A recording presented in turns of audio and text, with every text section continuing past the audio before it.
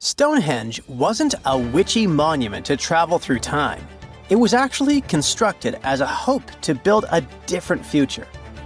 Recent research just found out that the monument was probably raised as an attempt to reunite the Britons during a period of big division. The thread of this story lies on the altar stone, the monument's most iconic rock.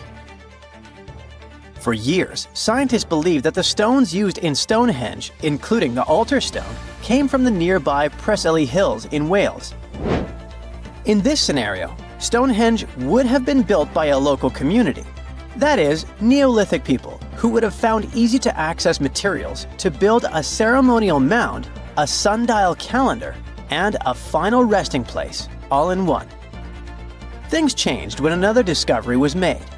In 2018, leading-edge research pointed that the altar stone actually came from the River Tay region in northeastern Scotland, which is located over 400 miles away from Stonehenge.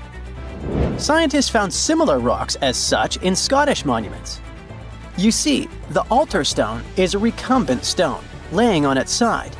Many of the rocks were found in ceremonial stone circles in Scotland, and they are unique to this region. When this discovery broke through, it got archaeologists thinking. Maybe Stonehenge wasn't just a local project, but a wider collaboration between different tribes and communities across Britain. To understand this, we need to rewind to around 3000 BCE. That's when Britain still wasn't a unified country per se. Rather, it was a patchwork of tribes such as those coming from southern or eastern Europe, each with their own customs and beliefs. As an island, Britain's population changed many times. Britain was mainly composed of farmers who descended from people from the Middle East and arrived on the land around 6,000 years ago. This group thrived in the area until 2500 BCE, when another group coming from the regions of the Netherlands and Germany started to appear. These ones, also known as the Beaker people, were responsible for the large population turnover that Britain experienced during the Neolithic period and the years that followed. The Beakers were called so because of a specific type of pottery they used to make and bury their loved ones with after their passing. It's possible that the original dwellers of the land didn't like it that their land was being repopulated. And what researchers suggest is that Stonehenge was this attempt to reunite the original Neolithic farmer population and regain some type of identity control over their land. They would have invested a lot of time and energy in bringing the altar stone all the way down from Scotland, without the help of wheel technology, for example. You see, the wheel had already been invented in Lower Mesopotamia, but since there was no Wi-Fi at the time, the Brits weren't aware of this technology until much later on. This whole territorial crisis could have driven locals to use their resources to move the altar stone to Salisbury Plain in England in order to reunify the land. You see, Stonehenge wasn't built in one go. Its history dates to around 3000 BCE. That's when the monument was just a circular ditch and bank known as a henge. Inside, they placed wooden posts and possibly totem-like carvings. This version of Stonehenge wasn't about rocks yet. It was more of a ritualistic place and possibly a final resting place. They found several cremation pits from this period, making it the oldest resting place in all of Britain. It was only around 2600 BCE that the blue stones came around. The naming might be a bit misleading since they're not literally blue rocks. They have a bluish tinge to them when they're freshly broken, hence the name. These smaller rocks probably came from the Preseli Hills in southwest Wales, which is about 150 miles away from Stonehenge. Some researchers say that the ancient ones believed that blue stones had healing qualities. So we can maybe guess why they went through all of the trouble to move them from Wales to Salisbury Plains, huh? A little bit later than that, circa 2500, that's when we start having the Stonehenge we know and love today. That's when the Sarsen stones started to arrive. The Sarsens are Stonehenge's huge stones. I mean, each sarsen can weigh around 25 tons. That's as much as 3 African elephants stacked together. The Sarsens make that iconic outer ring circle. Supposedly, that's also when the altar stone was moved from Scotland directly to the heart of Stonehenge. The altar stone is the largest of the blue stones used to build Stonehenge. Today, the altar stone lies recumbent at the foot of the largest trilithon of the monument. In case you don't know, the trilithons are the horizontal stones used to form those famous arches we see today. And here's where the story takes a twist. For nearly a century, scientists believe that the altar stone came from the same area as the blue stones, the Preseli Hills in Wales. It made sense back then. If you're already hauling stones from Wales, why not grab a special one to be the so-called altar? Except that theory started crumbling in 2018, when a team of researchers decided to dig deeper. They used advanced geochemical analysis to pinpoint where the altar stone's sandstone actually came from, and it turns out it wasn't Wales. Instead, the results pointed north, specifically to the Orcadian Basin in northeastern Scotland, 400 miles from Stonehenge. This revelation changed the whole script of Stonehenge's story. How would they move the rocks, you may ask? Well, there's an old theory known as the ice road that suggests that the rocks were moved by natural icy pathways that formed during the winter. This way, they could slide the rocks down all the way to Stonehenge. But hey, if we're talking about a distance of over 100 miles, that's not too realistic. Anyways, this theory was debunked because it was warmer back then than it is today. There's also the river theory that suggests that the rocks were floating along the river from the quarry to the site. But if we're talking about Sarsen rocks, they're too heavy to float. So there goes this theory. What we're saying is, no one knows how the rocks were moved. Another interesting info came from all the research done in Stonehenge. A recent laser survey of the stones revealed the different stone working methods used and has shown that some parts of the monument were more carefully finished than others. In particular, the northeast side and the inner faces of the central trilithons were finely dressed. FYI, a trilithon is one of Stonehenge's most famous shapes. It's when 2 huge monoliths receive a third one on top of them, connecting the 2 together.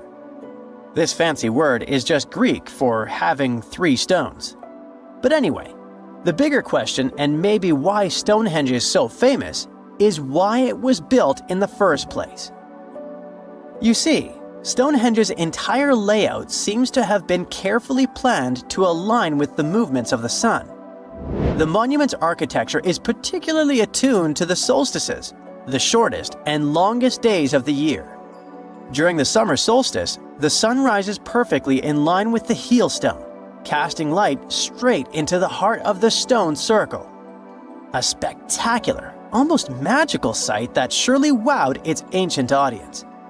But it's the midwinter solstice that seems to hold a special connection to the altar stone. As the sun sets on that day, its light aligns with the altar stone at the center of Stonehenge. To the builders of Stonehenge, this alignment may have symbolized more than just celestial precision. It likely carried profound ancestral and spiritual significance. The altar stone, illuminated by the setting sun, could have been seen as a bridge between worlds, connecting the living with their ancestors, the earth with the cosmos, and the present with the eternal.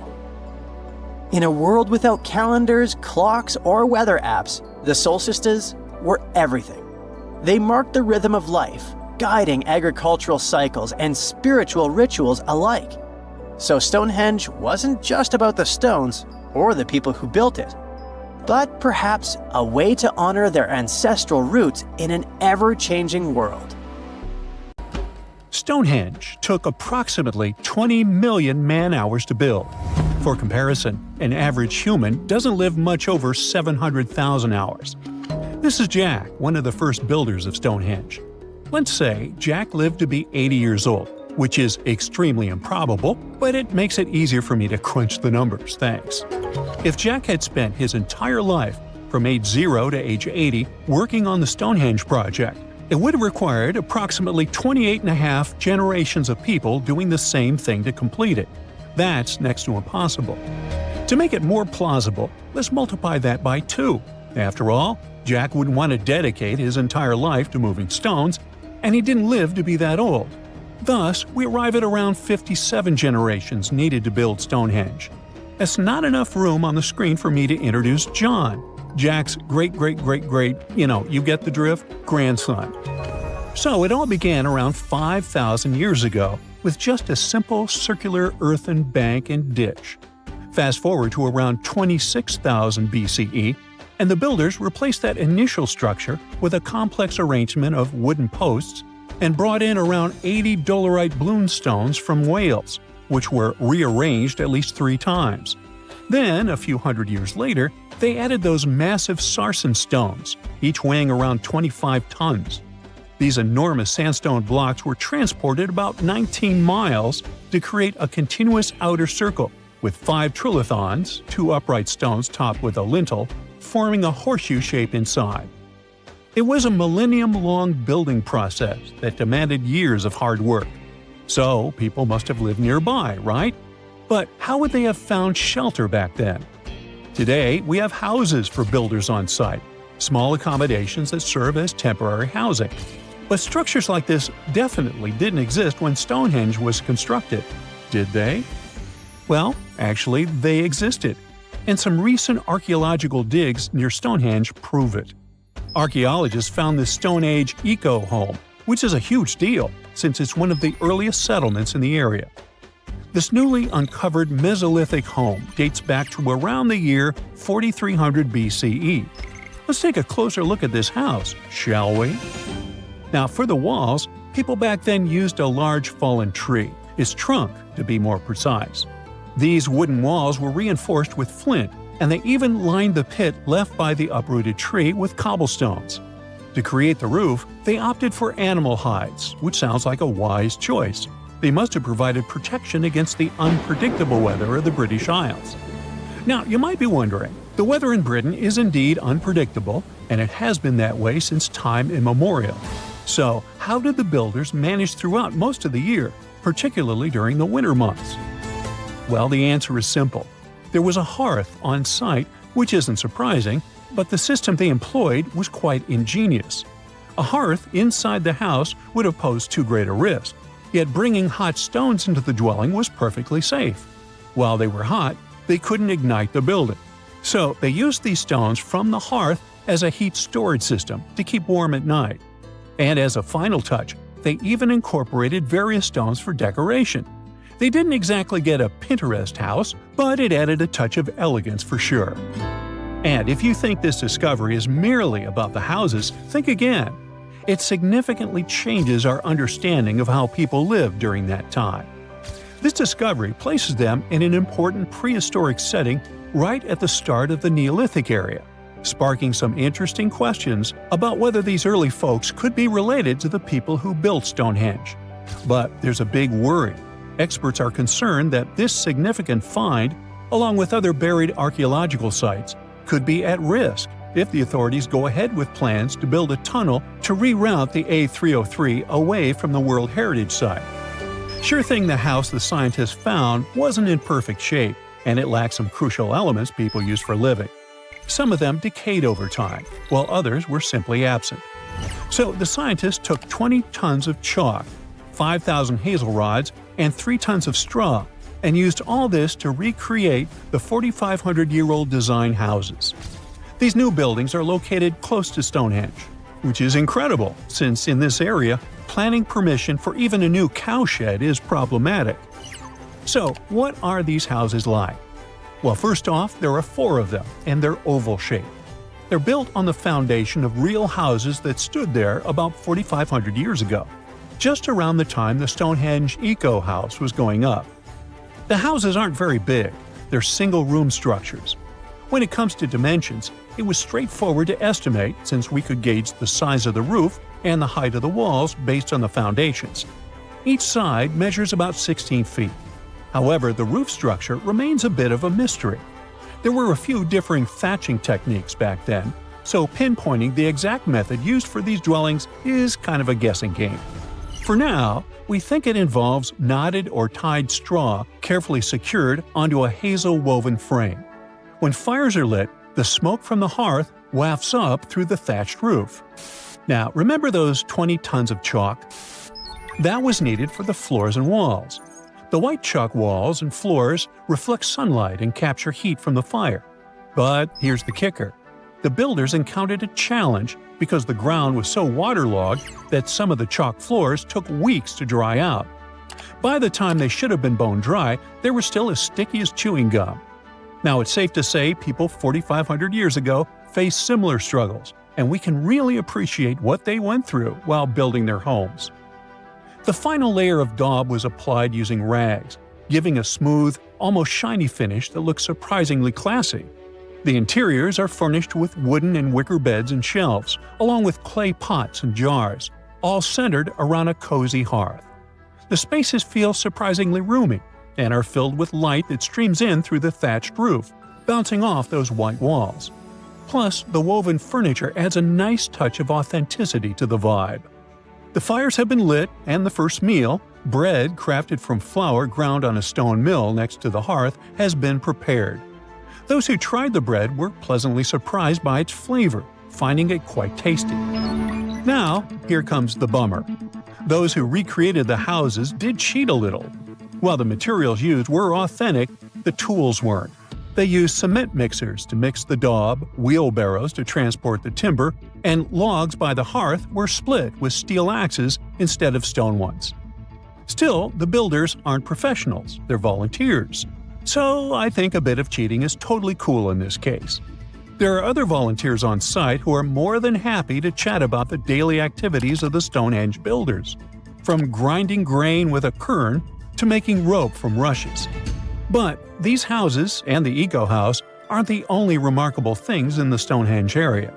Some years ago, archaeologists uncovered a burial site close to Stonehenge that predates the monument itself. This Neolithic long barrow, dating back approximately 56 to 5,700 years, likely contains the remains of some of Britain's earliest inhabitants. The burial site was identified through aerial images that revealed its distinct shape beneath the crops. Salisbury Plain is rich with ancient sites, including Stonehenge, various mounds, and monuments. The area has remained undisturbed over the centuries, which is likely why so many ancient structures are still intact. This discovery also shows a significant shift in human lifestyle during that era, marking a transition from a nomadic existence to settled farming and animal husbandry, much like the Eco House itself. The long barrow in question measures about 85 feet long and 65 feet wide, though much of its above-ground structure has been lost to farming over the years. If this site is like others in the vicinity, it contains the remains of 30 to 50 individuals, along with cow skulls, which were significant to those early communities. Hey, if you think Stonehenge is one of the oldest stone monuments ever, well, let me introduce you to Göbekli Tepe. Buckle up, we gotta travel to Turkey to meet this really old guy. Yeah, he's too old to travel. Jokes aside, Göbekli Tepe, an archaeological site located in southeastern Turkey that dates back to the Neolithic period around 10,000 BCE. It's considered to be one of the oldest and most significant archaeological discoveries in recent times. The site consists of a series of circular and rectangular structures made of stone pillars. Yeah, it does look like its younger brother Stonehenge. Some of those pillars are decorated with intricate carvings of animals and other symbols. Now, you maybe wonder, hey, why on earth did they make such a fascinating building? What was its purpose? Sorry, I got no answer for that. The purpose of the site is still unknown, but it is believed to have been a ceremonial center for the ancient people who lived in the area. The discovery of Göbekli Tepe has challenged long-held beliefs about the development of human civilization, as it suggests that complex societies may have emerged much earlier than previously thought. Okay, pack your stuff, our travel's just started. Next destination, Masada. It's an ancient fortress located in Israel on a plateau overlooking the Dead Sea. Hey, look at that view. Spectacular, huh? It was built by King Herod the Great in the 1st century BCE, and it was very smartly built. Within the fortress, there were various facilities such as storehouses, barracks, a palace, and a set of cisterns capable of holding approximately 40,000 cubic meters of rainwater. People living there believed that the collected runoff from a single day's rainfall could provide sustenance for over 1,000 individuals for a period of 2 to 3 years. Access to the fortress was limited to 3 steep and winding paths leading up to fortified gates.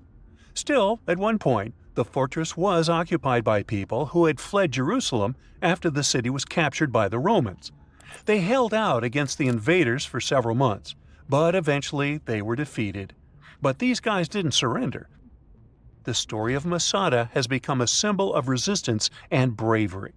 Today, Masada is a popular tourist attraction and a UNESCO World Heritage Site. The next flight is going to be short. We're popping over to Egypt to see the Karnak Temple Complex. It's a vast ancient Egyptian temple complex located in the city of Luxor, Egypt. It was built over a period of 2,000 years and covers an area of more than 200 acres. The complex is dedicated to the worship of the deity Amun-Ra. Wait a minute, that should be Amun-Ra, and it was one of the most important religious centers in ancient Egypt. The Karnak Temple consists of several temples, chapels, and other buildings, including the Great Temple of Amun, the Temple of Khonsu, and the Temple of Ptah. Ptah! The Great Temple of Amun is the largest and most impressive temple in the complex, with massive columns, statues, and other decorations. One of the most famous features of the Karnak Temple complex is the Avenue of Sphinxes, which is a long avenue lined with Sphinx statues that leads from the entrance of the complex to the Great Temple of Amun. Another notable feature is the Hypostyle Hall, which is a massive hall with 134 columns that are over 70 feet high. The Karnak Temple Complex is a popular tourist attraction and a UNESCO World Heritage Site. It's considered one of the most important archaeological sites in Egypt and provides a fascinating glimpse into the religion and culture of ancient Egypt. Hey, we can't hop on the next flight and leave Egypt until we see the Pyramid of Djoser. It has another name, by the way. It's also known as the Step Pyramid. This ancient Egyptian site is located in Saqqara. It was built during the 27th century BCE for the pharaoh Djoser by his architect Imhotep, who is considered one of the most important figures in Egyptian history. People believe this pyramid is the first monumental structure built entirely of stone and is an important example of early Egyptian architecture. The pyramid originally stood at 203 feet tall and was surrounded by a complex of buildings and courtyards. It was constructed in 6 layers, each smaller than the one below it, giving it the distinctive step-like appearance. The pyramid was used as a burial place for Pharaoh Djoser and was surrounded by a vast necropolis that contained the tombs of many other important officials. The Grateful Dead? The Pyramid of Djoser has several renovations and additions over the centuries, including the addition of a limestone casing that covered the original step structure. However, much of the pyramid was destroyed over time, and today only the central core remains. Despite this, it remains an important archaeological site and a popular tourist attraction in Egypt. Alrighty, we're ready to move on. There's one more pretty recent discovery we gotta see today. The Tower of Jericho was only discovered during excavations in the 1950s and 60s. It's an ancient stone tower located in the city of Jericho in the West Bank. Just like Göbekli Tepe, this one is believed to be one of the oldest stone structures in the world, dating back to approximately 8000 BCE. The tower stands at over 28 feet tall. It's made up of 2 main sections, an inner tower and an outer tower, which are connected by a series of stairs. The purpose of the Tower of Jericho is not entirely clear, but it is believed to have served as a defensive structure or a watchtower, It may have also had religious significance, as it was located near a sacred spring. The Tower of Jericho is a significant archaeological site and has provided valuable insights into the early history of human civilization. It's open to visitors and is a popular destination for tourists interested in ancient history. Now, this ancient site even got attention from Netflix, and they made a movie where the action takes place in Mohenjo-Daro. This site was a major center of the Indus Valley civilization in present-day Pakistan. Mohenjo-Daro was one of the largest cities of the ancient world, with a population estimated to have been around 40,000 in its peak. Trust me, that must have been a crazy megalopolis back then. The city was notable for its advanced urban planning, with sophisticated drainage and sanitation systems, and its impressive architecture, including the Great Bath and the Granary. Mohenjo-Daro was abandoned around 1900 BCE, and its ruins were only rediscovered in the 1920s. Today, it is a UNESCO World Heritage Site and an important archaeological site for the study of ancient South Asian civilization. We're heading to a teeny-tiny country that has quite an impressive history. Welcome to Malta. The Xigantia Temples are a Neolithic site located on the Mediterranean island of Gozo. They're probably one of the oldest freestanding structures in the world, dating back to around 3600 to 3200 BCE. The temples consist of two megalithic structures, each with multiple rooms and altars. The name Xigantia means giant tower in Maltese, as people believe that only giants could have built such massive structures. The temples are believed to have been used for religious purposes and are considered to be an important example of prehistoric architecture. They were added to the UNESCO World Heritage List in 1980. Well, you must be pretty tired, but there's one more place we gotta visit today. Our plane is already landing in Armenia, and we're here to see the Temple of Garni. Look, this one is well preserved. This temple dates back to the 1st century CE. It was built by King Tiridates I as a dedication to the sun deity Mir. Sadly, the temple was destroyed in the 17th century during an earthquake, which is quite a common thing for this area, but it was later reconstructed in the 20th century. Today, it's a popular tourist attraction and is also listed as a UNESCO World Heritage Site. Secant, cosine, tangent, sine, 3.14159. Yeah, that was the cheer we heard coming from the trigonometry club back in the day. For the rest of us in math class, terms such as sine, tangent, and pi were just bewildering. Who invented these and why? Was their only purpose to make it harder for students? Well, not quite. Trigonometry was invented by the ancient Egyptians. They needed this knowledge to construct pyramids, and they did a pretty good job too. The Great Pyramid in Giza still stands today, some 4,500 years after it was built. No recalls either. So let's get out of that classroom and on a journey through time to reveal the secrets behind the ancient Egyptians' precision. Here you are, standing on the Great Pyramid's construction site, some 9 miles from Cairo. Well, the city still isn't there, as you're surrounded only by the desert and teams of construction workers. They're transporting large stone blocks weighing 2.5 tons each. They're inside a wooden sled that sits on large rollers. A crew of 8 men rolls these blocks along the ground. You immediately think of the rollers on a supermarket cash register. The principle is exactly the same, but the scale is greater, much greater. Scientists estimate that the Egyptians used 2.3 million such blocks in the Great Pyramid alone. And the block in front of you is one of the lighter ones. The heaviest of them weighed up to 15 tons. But where did all these blocks come from? Most of them originated from quarries around Giza. It's not that impressive, you think, but wait until you hear how ancient engineers transported the granite used in construction over 500 miles to the pyramid. There were no railways or highways back then, but the mighty Nile was always there. Researchers even believe that the Egyptians dug a canal to connect the Nile directly to the pyramid's construction site. All they had to do then was to wait for the flood season to begin, and voila! The rising water levels floated the heavy stone blocks for them. But how did they lift the enormous stones on dry land to stack them up to the top? Did they use oversized cranes? Well, ancient Egyptians worked around this problem, literally speaking. One of the workers is now pointing to the giant ramp going around the pyramid they're building. This is how a mountain road zigzags its way to the top. If the ramp went directly to the top of the pyramid, then workers couldn't pull the stone blocks along it. It would be too steep. Scientists have calculated that 8% could be the maximum incline. So ancient Egyptians just extended the ramp around the pyramid. Again, these are all theories, as the ramp could have been inside the pyramid, as some researchers suggest. The exact building method is still a mystery, guarded by the Sphinx. That's its real name, right? Wrong.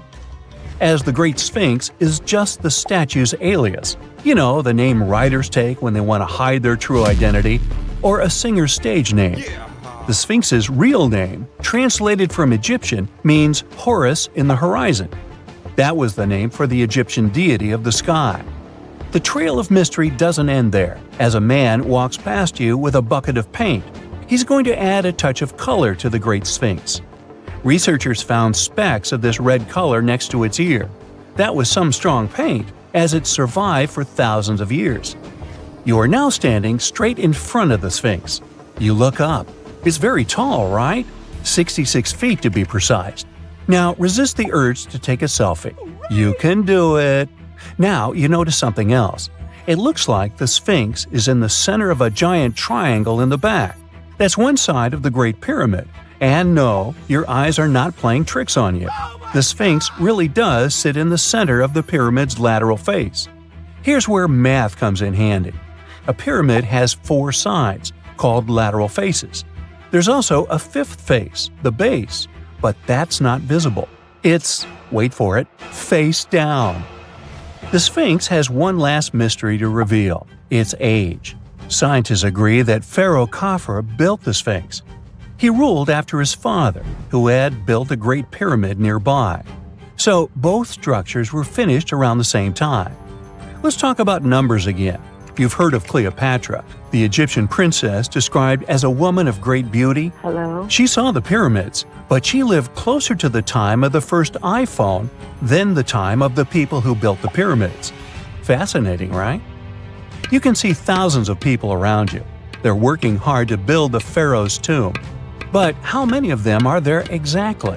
One Greek philosopher estimated there were as many as 100,000 workers. Seems like an okay number for such an enormous structure, but it can't be true. Science simply can't back up this number. Egyptologists put the total number of workers at 30,000. And yes, Indiana Jones was one of them, at least on the big screen, but he showed up late. Egyptologists know a lot about the pyramids, but not everything.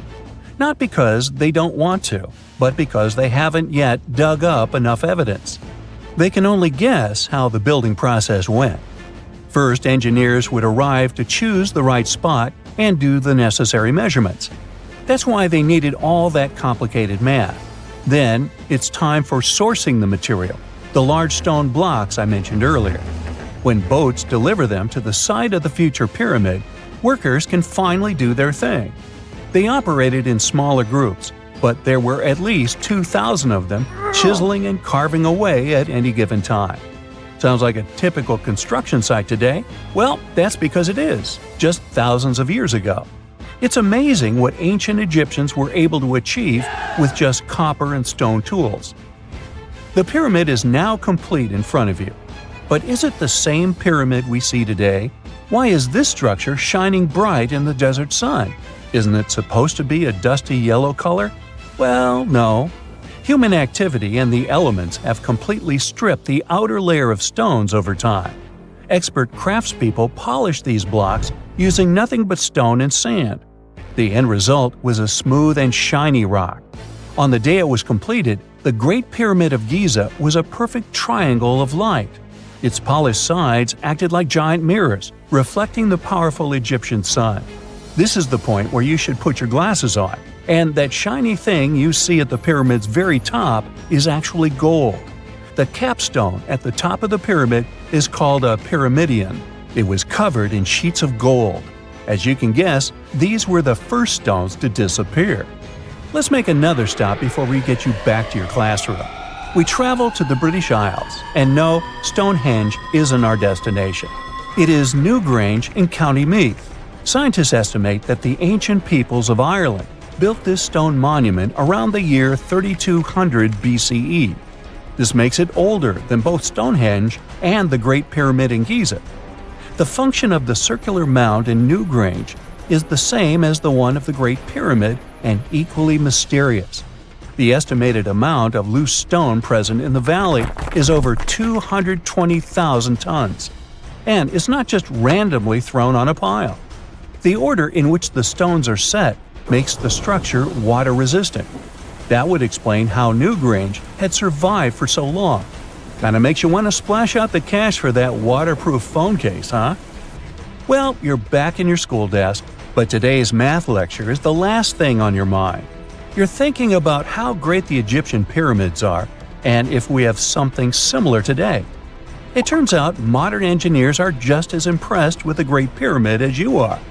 There's a glass pyramid sitting in the main courtyard of the famous Louvre Museum in Paris. The panorama of San Francisco wouldn't be complete without the 48-story Transamerica Pyramid. But Las Vegas went the furthest. There we find the Luxor Hotel. It's so big that it's the third largest pyramid on the planet. And guess what's in front of it? Yup, a replica of the Sphinx. It's 110 feet tall, 2 stories higher than the one in Giza. Yeah, everything's bigger in Vegas.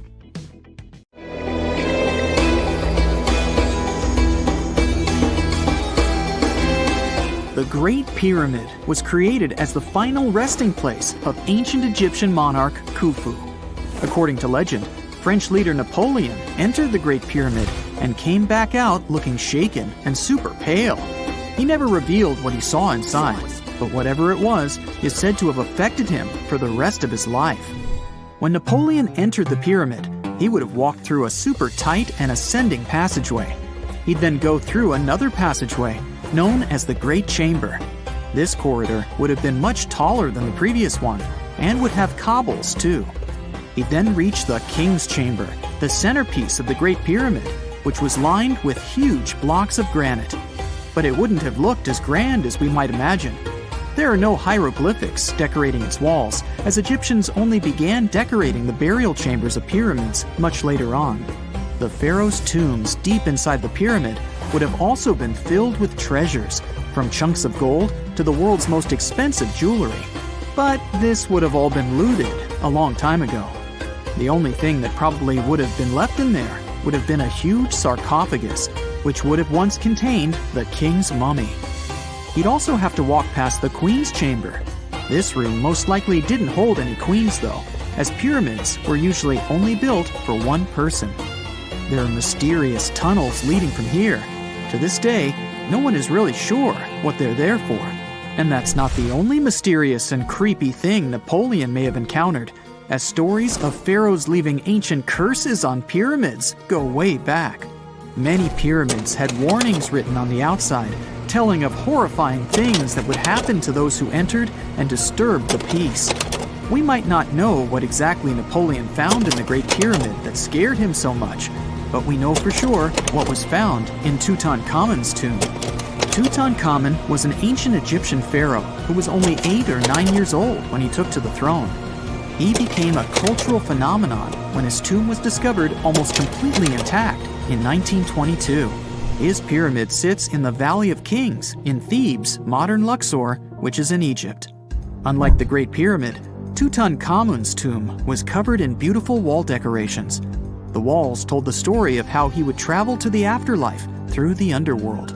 Egyptians believed all people would have to take this journey, so they would fill their tombs with objects and paintings to help them get there. There'd also be spells painted on the walls. They believed this would help people pass over to the next realm. The journey would be pretty long, and for that reason, the ancient Egyptians would also fill the pyramids with food. Tutankhamun's pyramid was filled with 8 fruit baskets. They even found something called gingerbread fruit in there. The rooms were jam-packed with furniture, statues, clothes, and staves, amongst a whole bunch of other things. You'd likely find a lot of clothes and expensive jewelry in the pyramids as well. The ancient Egyptians wanted their ancestors to travel in style to the afterlife. They put Tutankhamun in his final resting place with over 50 pieces of clothing, all of the highest quality. There were tunics, scarves, gloves, and headdresses, and a ton of jewelry. Bracelets, pendants, necklaces, rings, and scarabs for protection were all found inside.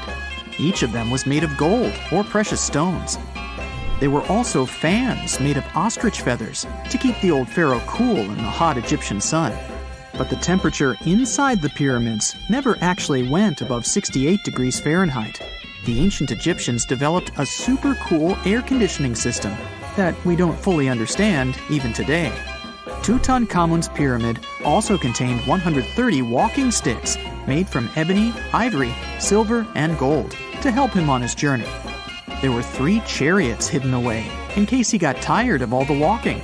They also put 11 boat paddles inside, but there was no sign of any boat. The pyramids would be littered with the pharaoh's favorite scents and perfumes. During the excavation of Tutankhamun's pyramid, it quickly became clear that it had been robbed during ancient times. There was damage to doors and traces of oils left in empty jars. It looks like someone raided the pyramid for gold and the scents, perfumes, and oils that had been left for King Tut. There was still a bit of perfume, which was made from coconut oil and frankincense, left in one bottle. It seems like Pharaoh Tutankhamun loved board games. There was an ivory traveling set of senet in his pyramid. Although we don't know for sure exactly how to play it, we have figured out it was sort of an ancient Egyptian version of backgammon. It looks like it was a 2-player game where the goal was to knock your opponent off the board. Not really sure who Tutankhamun's mummy was supposed to play with, though. The ancient Egyptians had some rituals that may seem pretty strange to us. For example, they used to shave their eyebrows off if they ever lost a cat. So it's not too surprising they put some really weird things inside pyramids. Archaeologists discovered a collection of mummified cats and scarab beetles in pyramids that date back more than 4,000 years. They were found in the pyramids of Saqqara, which is south of Cairo. They also found a bunch of makeup kits and mirrors inside. Makeup was worn proudly by both men and women in ancient Egyptian times. Eyeliner was the most popular cosmetic. The Rosetta Stone was one of the best discoveries ever made in pyramids. It was found by our man Napoleon Bonaparte and his team. It's a black granite rock that dates back to 196 BCE. It's transcribed in Greek, Demotic, and hieroglyphic. When it was translated in 1822, we got the key to understanding ancient Egyptian hieroglyphics for the very first time. The discovery of Queen Hatshepsut's mummy in 1903 changed our understanding of the Egyptians forever. After she had passed away, her successor, Thutmose III, removed most of the evidence of her reign, so we basically knew nothing about Egypt's first great female leader.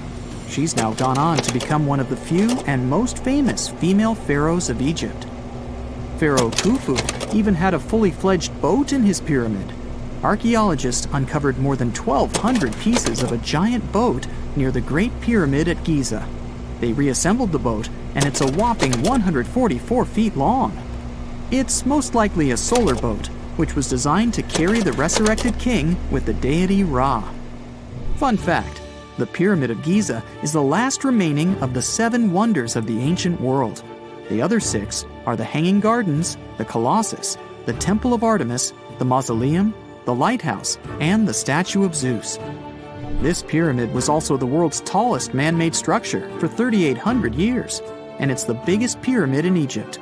It took a staggering 2.3 million blocks of limestone, and some weighed as much as 80 tons. It took an incredible 100,000 laborers and a whopping 23 years to build.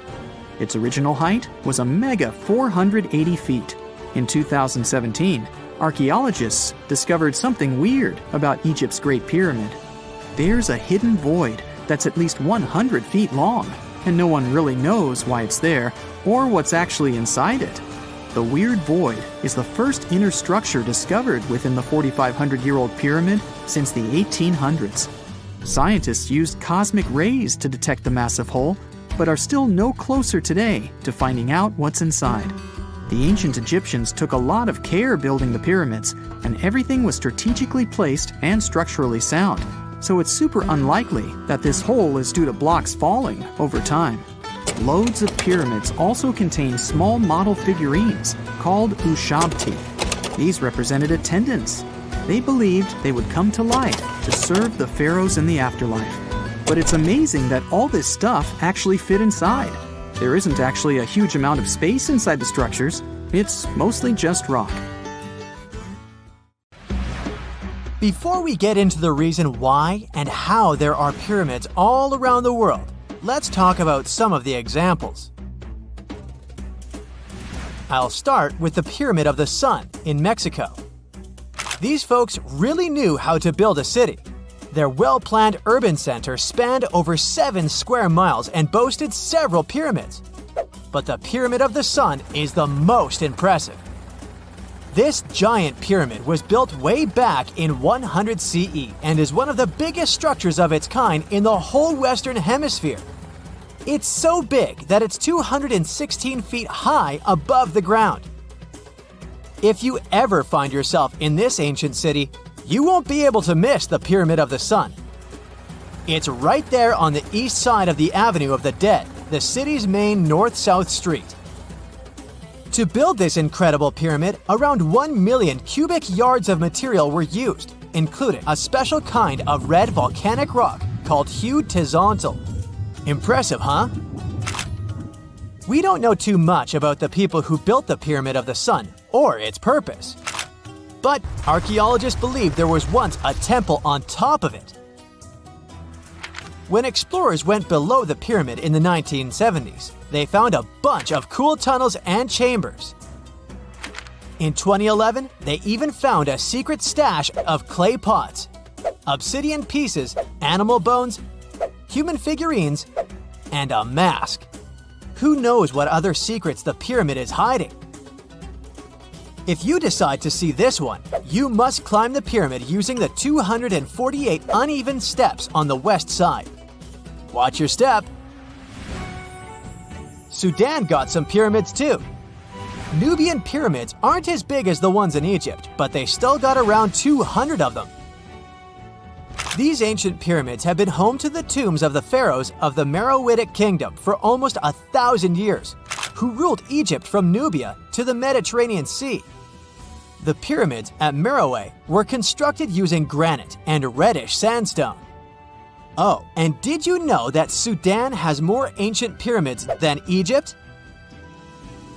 The Kushite pyramids depict the indigenous architecture and burial traditions of Nubia's Napata and Meroe kingdoms, which ancient Egypt influenced. Meroe, the burial site of over 40 queens and kings, is the most extensive Nubian pyramid site. The tomb walls depict mummified royals bedecked in jewelry, their wooden caskets containing bows, quivers of arrows, and other artifacts pointing to the Meroitic relationship and trade with Egyptian and Greek civilizations.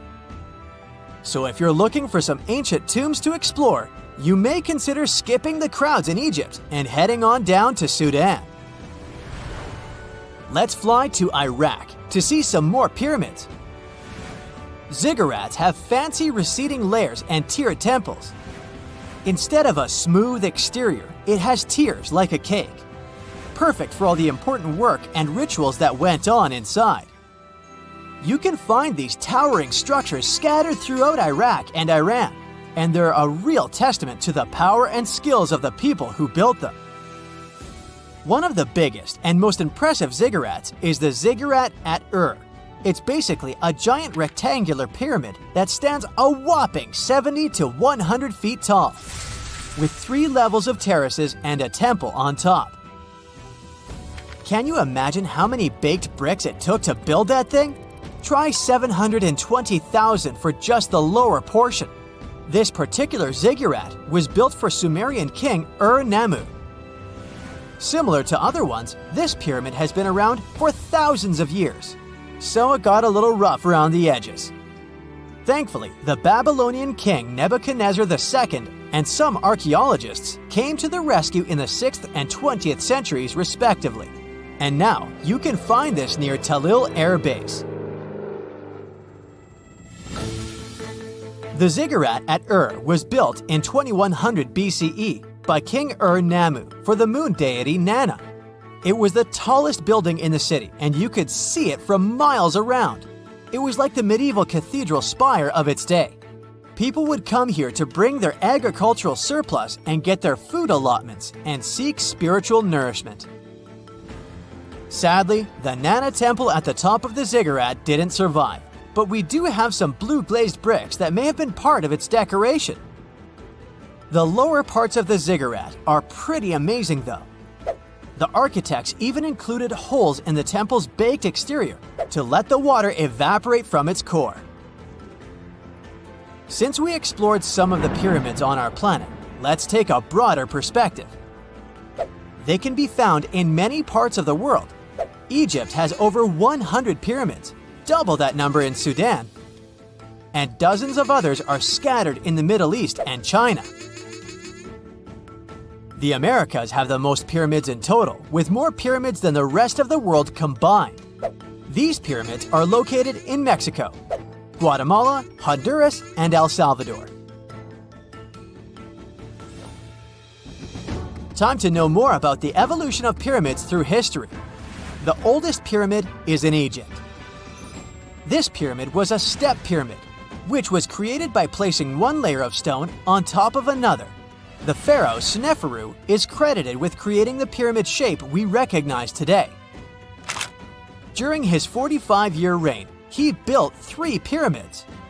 His first 2 attempts failed, but he finally got it right with the Red Pyramid, which is considered the first true pyramid. It was Sneferu's son, Khufu, who built the Great Pyramid of Giza, which was the tallest human-made structure on Earth for almost 4,000 years. Latin American pyramids are similar to early Egyptian step pyramids, but they were built independently, with no knowledge of each other. The pyramids in Sudan were built around 700 BCE and are tall, but much narrower than those in Egypt. How in the world did all these civilizations build these things without even texting each other? After all, the Aztecs, Mayans, and ancient Egyptians were about as different as possible. But despite their cultural differences, they all seem to agree on one thing. Pyramids were pretty cool.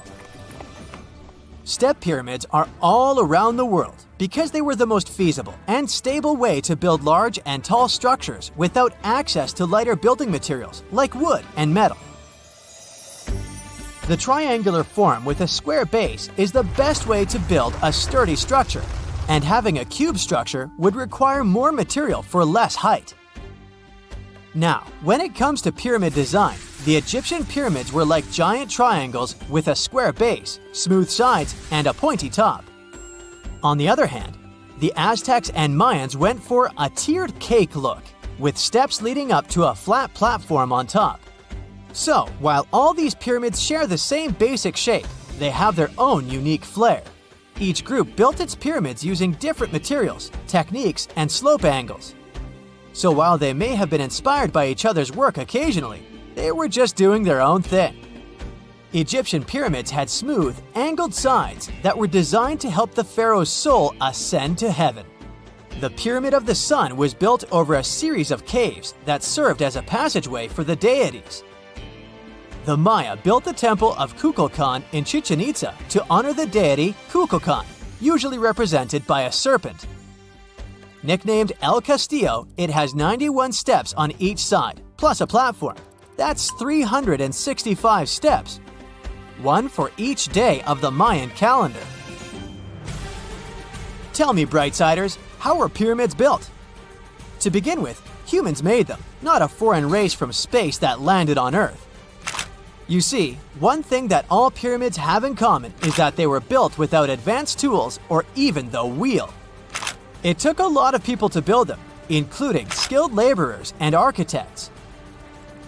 For example, it's estimated that 20,000 people built the Great Pyramid of Giza, and it's believed that most of them were skilled laborers. Building pyramids was a massive undertaking that required years of planning and effort. The Great Pyramid at Cholula, Mexico, took 600 years to complete.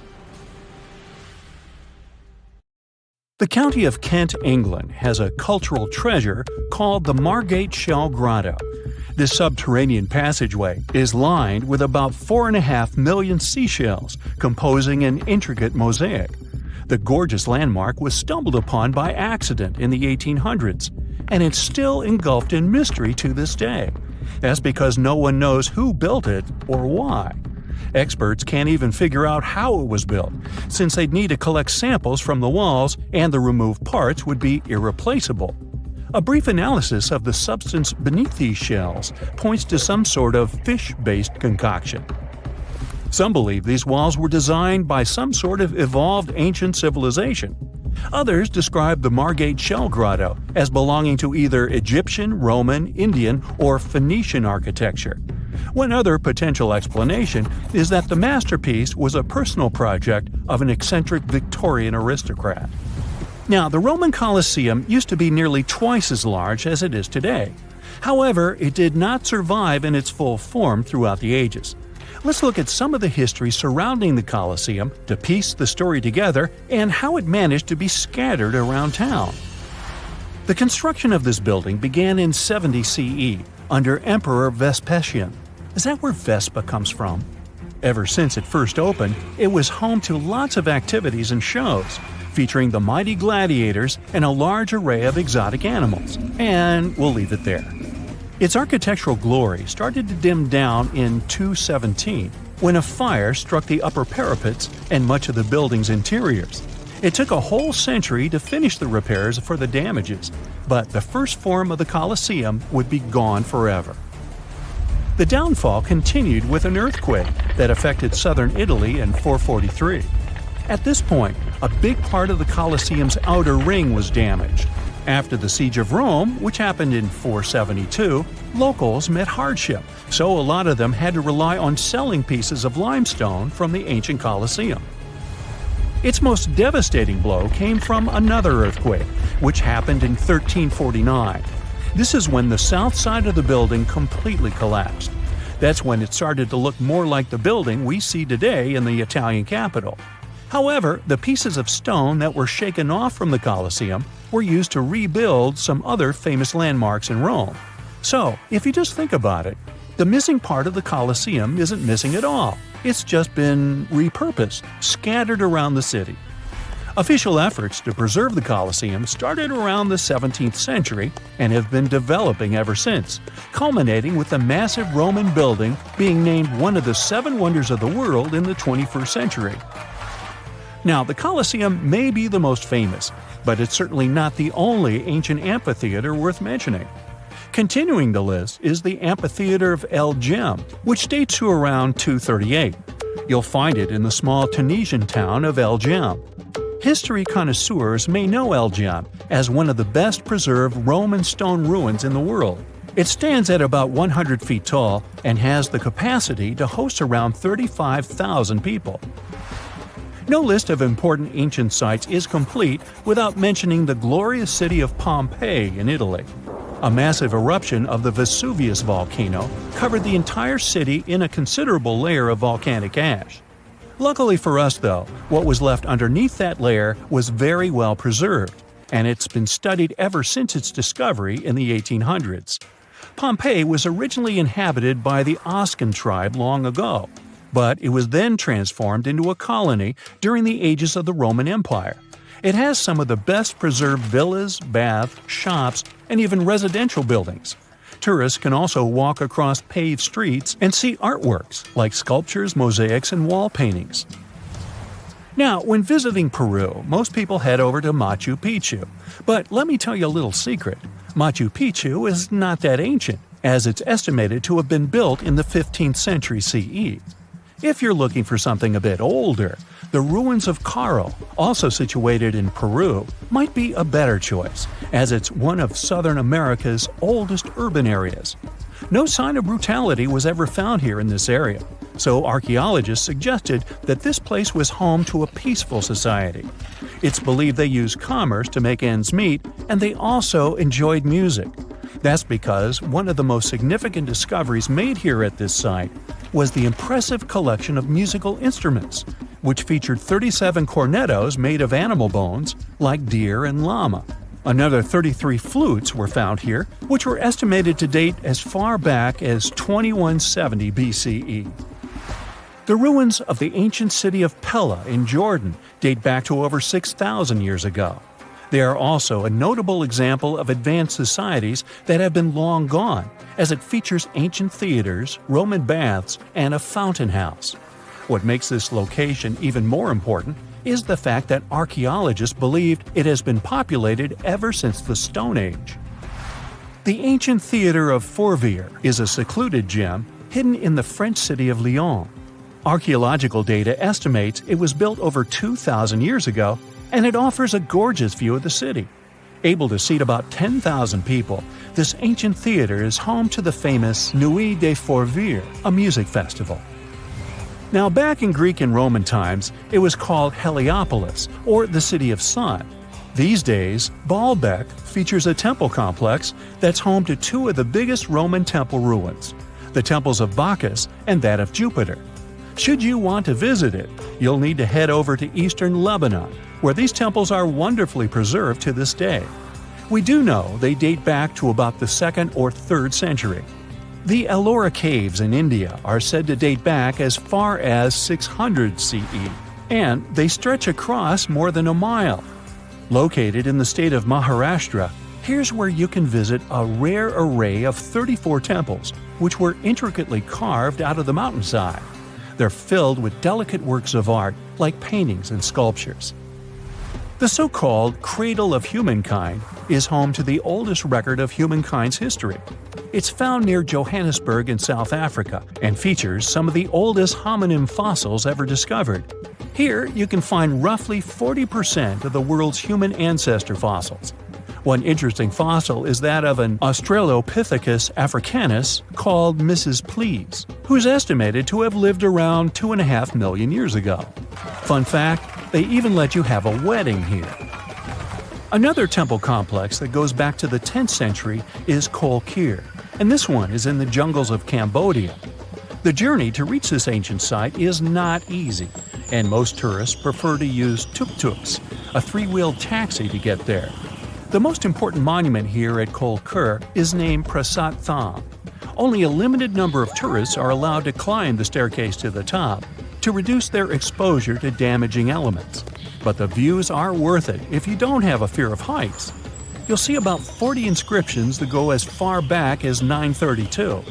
A lot of monuments from the complex aren't open to visitors, since they are still hidden in the forest and the area is not safe.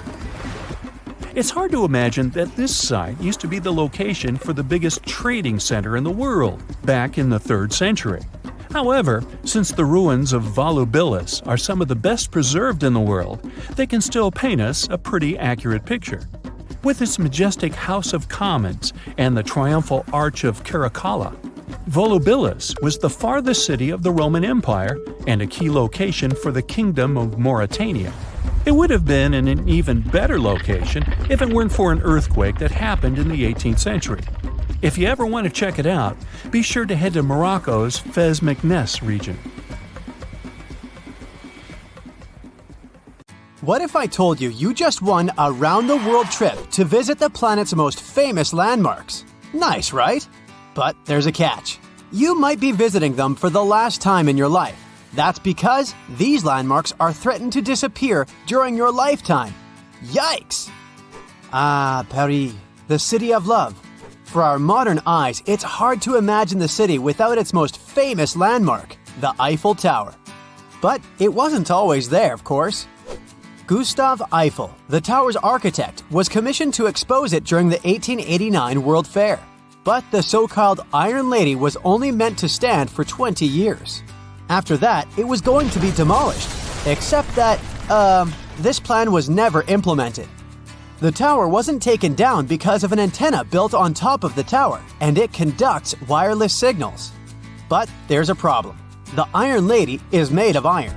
And with time and bad weather, which Paris happens to get a lot of, iron deteriorates. It rusts, and this rusting makes the iron weak, up until the point where it can crack. And if a tower that is made purely of iron starts to crack, you know what this means. No more selfies eating croissants in front of the famous Tour Eiffel. Apparently, French authorities are aware that this is happening, but instead of repairing the whole tower, they're kind of just painting over the rust. Your next stop is in beautiful Rome. You are here to visit, you guessed it, the Colosseum, one of the world's most visited monuments. The gladiators used to put on shows there. Well, you might as well say arrivederci to it while you can. Like a lot of ancient monuments, the Colosseum is in danger of disappearing. It survived for almost 2,000 years since it was commissioned by Emperor Vespasian. But due to yearly exposure to harsh weather, the monument is getting weaker. The problem here is mainly snow. When snow falls upon the Colosseum, the freezing water infiltrates the cracks of the rocks and makes them bloat. You know, like when you put a soda can into the freezer and the bottom pops out? I know, snow is a kind of infrequent visitor in Rome, but even rare below-zero temperatures can damage the Colosseum seriously. And since we can't control the weather, who knows how long we'll get to see this beauty around? After hopping on a red-eye to India, you arrive at the unique Taj Mahal. It's even more mesmerizing in person than it is in pictures. The Taj is one of the 7 wonders of the modern world. But why is it at risk of disappearing, you might ask? The monument was finished way back in 1643. It was made with pristine white marble as a gift from Emperor Shah Jahan to his beloved wife. But if our white shirts get dirty just by stepping outside the house, imagine an open-air monument that has existed for over 4 centuries. The Taj Mahal is located in the city of Agra, right beside the Yamuna River. Over the years, the region has become very polluted, and all of this pollution is helping to destroy the Taj. India's Supreme Court has been on the case for many years now, and they say the monument is turning greenish and brown. So, high authorities decided that either the local government restores the Taj Mahal completely, or they'll shut it down, or worse, destroy it. For the good of humanity, I hope they decide to restore it already. Otherwise, we'll be down to only 6 wonders. Finally, you've made it to South America. More specifically, you're now in the mountainous country of Peru. If you're not used to such high altitudes, you might get a little dizzy. But it's worth it to see the mesmerizing Incan ruins of Machu Picchu. The city is located at over 7,000 feet above sea level, and no one knows how the Incas built such a sophisticated village. That's why the site attracts around 440,000 visitors every single year. But since regulation is not so strict, the site is also slowly deteriorating. Machu Picchu may be the victim of something known as over-tourism. I mean, if you look at any footage from the site on a normal day, it's pretty packed up. And even if it's a stone-made town and stones are pretty resistant, they do suffer from erosion. Man-made or weather-made. Oh boy, I really don't like the sound of that. There's another stone monument that you need to check off your list. Can you guess which one it is? Yup, Stonehenge. Located in the peaceful hills of Wiltshire, England, Stonehenge has been around for over 5,000 years. Well, nobody knows exactly when it was built, but bear with me. If the only cause for disappearance would be erosion, then it would make the monument millions of years before it disappeared. But that's not the case.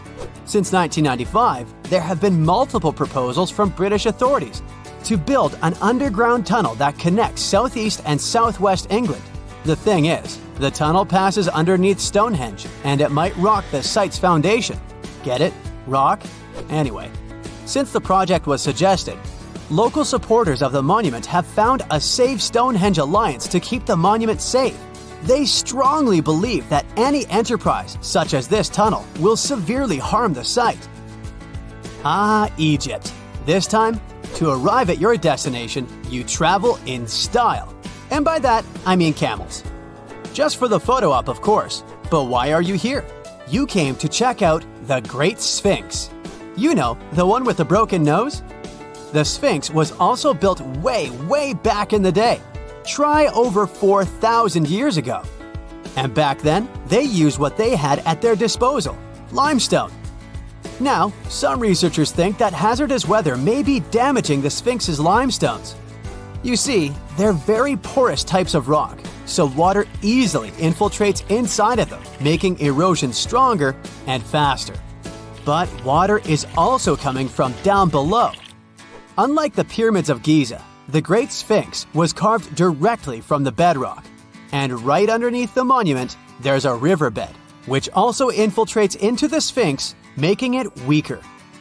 Fingers crossed that Egypt doesn't get a lot of rainfall in the next few centuries. I hope you brought your swimsuit because it's time to dive deep into the Dead Sea. Except that you probably won't get too deep. You know, since there's so much salt in the water that you basically only float. Fun fact, this sea is 10 times saltier than the ocean. It may be a little ironic that the Dead Sea is at risk of actually perishing, but it's true. The lake level is dropping 4 feet every year. It has to do with one of the sea's main tributaries. A tributary is a river that flows into a much larger body of water. The thing is, the region is not so rich in natural water, so some of the local authorities ended up diverting small tributaries for basic human uses. But since every action has a reaction, the Dead Sea is now facing some difficulties. Back in the USA, it's time to visit the city that never sleeps. And if you've understood this trip by now, you already know the landmark we're visiting. It's Lady Liberty. It may come as a surprise to some, but the famous Statue of Liberty was originally copper. It's turned green due to oxidation. I mean, maybe I would also turn green if I was constantly exposed to New York's harsh weather. Some researchers say that air pollution can also speed up oxidation processes, threatening the long life of Lady Liberty. Of course, New York City does its share of maintenance. Hopefully it'll be enough for us to keep seeing the statue during our lifetime. Hey, it's time to head back home. I sure enjoyed this trip. Hope you did too. Let's hope we can still visit these places. Imagine you can spend an entire week digging in the ground, scanning for ruins, and taking photographs of the world's most surreal archaeological sites. Would you be up for it? Grab your magnifying glasses, and let's do some digging. When in Rome, do as the Romans do. Walk around the city stumbling upon ancient history, So you're strolling around Esquiline Hill on a sunny afternoon. You have just finished your third gelato when you suddenly see it. The magnificent Domus Aurea, or Golden House, for the non-Latin speakers. The Roman Emperor Nero ordered to build this huge palace back in 64 BCE. The construction finished in 68 BCE. In its glory days, it occupied an area 3 times the size of the Vatican City. The building had gold leaf decor, semi-precious stones, and tons of frescoes. There were over 300 rooms in the palace, some of them overlooking the beautiful vineyard and animal-filled woods nearby. It held an enormous 100-foot statue of Nero himself. The octagonal wall was the grandest construction in the complex. Originally, it was a banquet hall with waterfalls cascading down the back walls. The hall rotated around its axis day and night as petals fell from above. Nero's successors stripped the whole palace of its materials. Today, tourists can visit the main structure and, of course, the octagonal hall. They excavated it, and you'll easily recognize it even with its bare walls. After flying halfway across the world, we're deep in the Cambodian jungle. Good thing you brought bug spray with you. Mosquitoes can get crazy in this tropical climate. Hidden among the forest is the city of Angkor. It was the capital of the Khmer Empire from the 9th to 15th century. FYI, the word Angkor means capital city in the Khmer language. The city became one of the largest in the pre-industrial world. Researchers say nearly 1 million people used to live there. Today, Angkor attracts visitors from around the world because of its stunning architecture.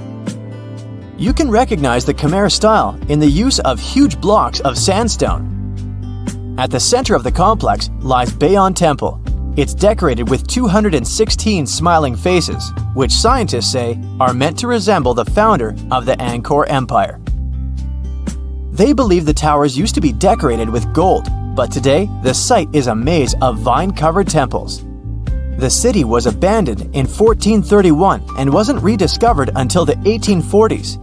In 1992, they named it a UNESCO World Heritage Site. The United States is not usually synonymous with ruins, but here's one. In the mountainous state of Colorado lies the ancient home place of ancestral Pueblans. Throughout the Mesa Verde National Park, there are over 600 cliff dwellings built by the Pueblans around the 1190s. The Cliff Palace alone had over 150 rooms. It was a multi-story building of sandstone and mud mortar. To arrive at the balcony house, visitors had to climb a 32-foot ladder. There, you can see a mid-sized village of 38 rooms and 2 kivas. Kivas are traditional chambers built by Pueblans for ceremonial purposes. By 1300, the Pueblan occupation of the Mesa Verde ended. Thankfully, the site is open for visits now. If you like terracotta landscapes, you came to the right place.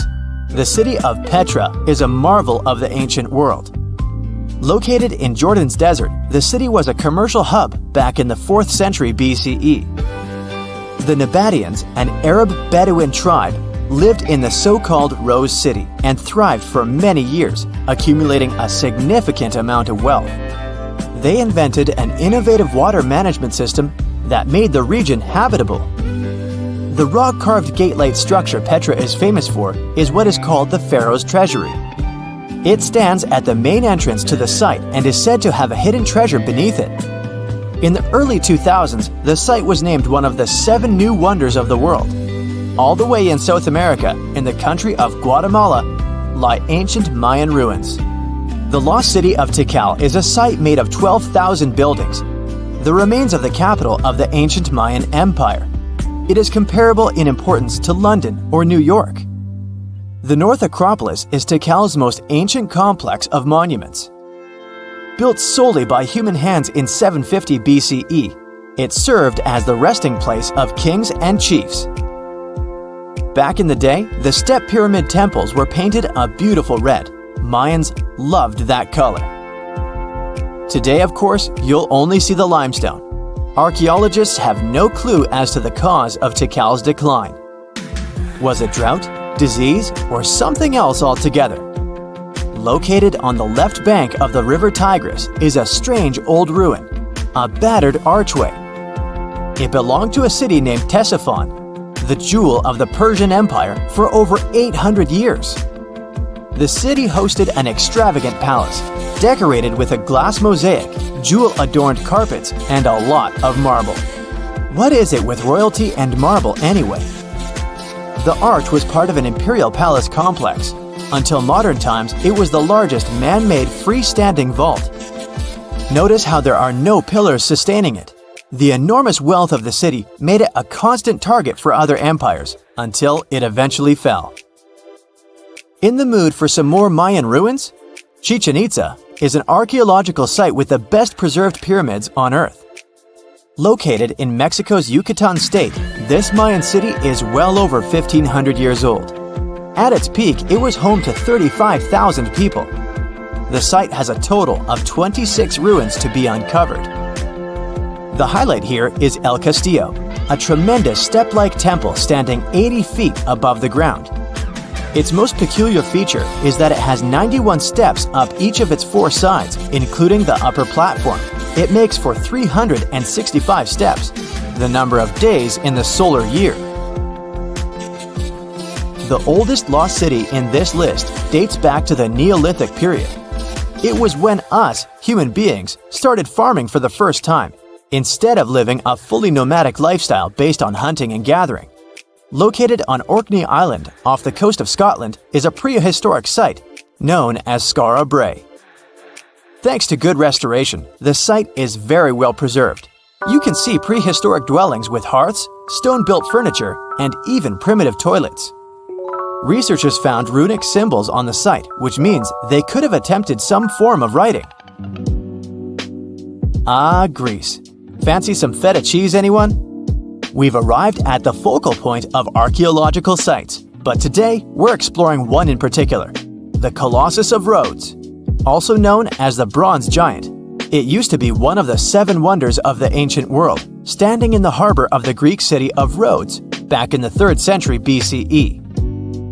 The Colossus was said to be 105 feet tall. It's believed that the statue was built with the help of 900 camels. Sadly, it only stood for 54 years. A ravaging earthquake tore it to pieces, so visitors would come and see only a giant foot. Now, there is a whole load of nothing where the statue once stood. I think it's safe to say there are a lot of random ruins on walls spread across the globe. And our final visit for the day consists of exactly those. All the way in northern England lies the ruin of Hadrian's Wall. The Roman emperor commissioned the wall in order to separate his empire from Britain's. The original wall was a lot grander than what is left of it today. But still, the ruins are pretty impressive. They consist of a 73-mile structure stretching from one coast to the other. Back in the day, Hadrian's Wall hosted 17 large forts and numerous observation towers to ensure the maximum safety of his empire. The wall fell into oblivion when the Romans left Britain at the start of the 5th century. People began looting it to build churches, farms, and even houses. Today, if you decide to visit the ruins, you'll only see waist-high fragments of stone. But still, pretty neat, huh? Let's play a little guessing game. I'm going to name the sites you have on your bucket list. Machu Picchu, the Colosseum, Petra, Taj Mahal. Did I get at least one of them right? I have to confess, I was just taking them off the list of the new 7 wonders of the world. It was officially finished in 2007 after a worldwide vote. What happened to the old list? Well, it was put together in the 2nd century BCE. And there is just one site currently still standing, the Pyramids of Giza. Pack your bags. We're going to Peru, the home of the mighty Machu Picchu. When it was first discovered in 1911, its explorer thought he had managed to find the lost city of the Inca. Several decades later, it turned out it wasn't the same city. Plus, there were still 3 farmer families living there, so it couldn't be really called lost and forgotten. No wonder they like it so much there. The stones making up the buildings are cut so precisely and sit together so tightly that you can't even insert a credit card between them. It has saved the city from some serious earthquakes, which are common here. The buildings just dance through all the shaking and then go back into place.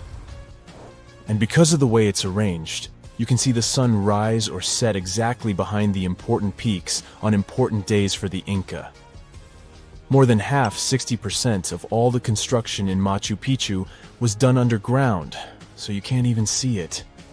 The best part is that there are still things to be discovered if you want to get your name inked in history.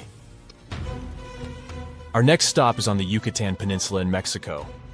The mighty Chichen Itza sits here for well over 1,500 years. The structure has exactly 365 steps. You can count when you go next time if you don't trust me. The Maya, who built the whole thing, were really into astronomy, so it's not surprising they made as many steps as there are days in a year. Also, if you happen to be here during the spring or fall equinox, you'll notice the shadows the setting sun casts make it look like there's a snake going down the stairs. The feathered serpent was one of the main deities in ancient Mexico. Chichen Itza used to be a busy urban center. It had its ups and downs. And by the time the Spanish arrived, the 16th century, it had been mostly abandoned. The first photos we have from the spot are from the end of the 19th century. Looks like the terraced pyramid had a lot more vegetation on it back in 1892. The only source of fresh water in this dry climate is the cenotes, or water-filled sinkholes. There are 4 visible cenotes, and the temple pyramid most likely stands on top of one more. Archaeologists are looking for tunnels to enter it. To see our next wonder, you must be prepared to share it with around 15,000 others. That's how many people visit the statue of Christ the Redeemer every day. The statue sits above the Corcovado mountain and weighs roughly 635 tons. Must have been tricky to lift it all the way up there. Actually, it came in parts. A French sculptor, Paul Landowski, made several pieces of the future sculpture out of clay. The head and the hands were made in full size, and the body would be made larger on the spot. The parts of the statue were cut into cubes and then cast into concrete and put together. Workers prepared the cement right on the spot and transferred all the tools by a small cogwheel railroad which tourists used to get up the hill. The statue is the best proof that lightning does strike in the same place more than once. It must be because of its position on top of the mountain, its fingers, head, and eyebrows got damaged by storms. Time to move on. This time, we're going to Agra, India. Yep, to see the Taj Mahal, that beautiful pink construction. Wait, wasn't it always white? Well, the Taj Mahal changes its color depending on what time it is. It looks pale pink or pearly gray at sunrise, crystal white at noon, and the sunset paints it orange bronze. In the evening, it may even seem translucent blue. And that's not the only optical illusion here. When you move towards the main gate, the building seems gigantic. But the closer you get to it, the smaller it looks. The minarets, or towers on both sides, might seem to be standing perfectly straight, but in reality, they're leaning outward. It's done for aesthetic balance, and also to prevent the towers from falling on the main building in case of an earthquake. For construction finished in the 17th century, the Taj Mahal looks good as new. That's because it regularly gets a spa day. They apply a proper facial mud pack to it, which is a traditional recipe to keep the radiance. I'm feeling peckish from all the traveling. How about we go to Italy and have some pasta? Just kidding. The real reason would be to see the Colosseum, of course. Its original name was the Flavian Amphitheater because it was built by the Flavian dynasty. The new name is most likely after the colossal bronze statue of Emperor Nero that was once next to the building. The model for the statue was the Colossus of Rhodes. In its nearly 2,000 years, the Colosseum has lived through at least 3 major fires and 4 earthquakes. It was damaged, repaired, and rebuilt many times. The impressive construction once hosted up to 80,000 spectators. What they watched wasn't necessarily as cruel as Hollywood made us believe. Most gladiator matches went under strict rules. Sometimes the public would get bored with the show, and the participants would draw out of the arena. Once the Colosseum stopped serving as an arena for those scary shows, it was used as a cemetery, a place of worship, for housing, workshops for artisans and merchants, the home of a religious order, and a fortified castle. Now it's open to the public, and you can check out its underground labyrinth.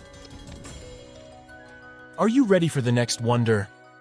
It's the lost city of Petra, or rather, the rediscovered city, which was once super rich and vibrant, then got abandoned and found again in 1812.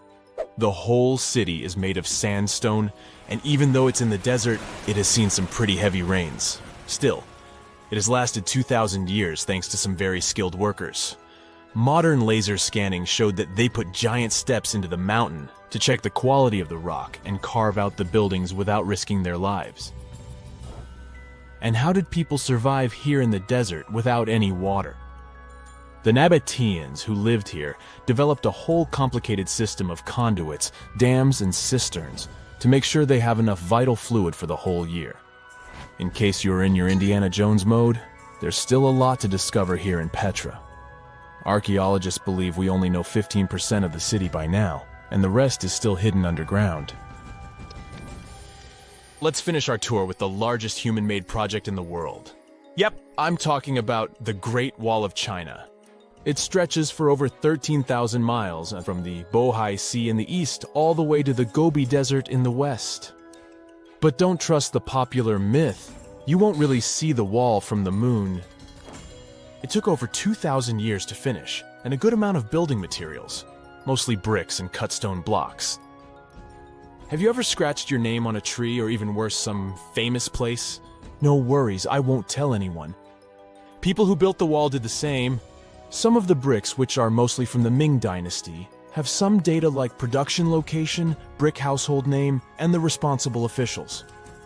This was a form of quality control. If something happened to any of the bricks, it would be easy to find out who to blame for it. I bet you've never heard of the legendary oasis of Zerzura. This ancient city is said to be hidden somewhere deep in the Sahara Desert, and its discovery could mean unimaginable riches and untold secrets. According to an anonymous 15th century Arabic guide, the key to unlocking the city lies in the beak of a bird carved on the city gate. Zerzura might not be as popular as Machu Picchu or the pyramids, but that just makes it more mysterious. Legend has it that Zerzura is built around this big oasis somewhere in the desert west of the Nile. Apparently, it's made out of white stone and has all these luxurious houses and gold decorations. The story goes that a scribe wrote down the account of a traveler who stumbled upon Zerzura while looking for his lost camel.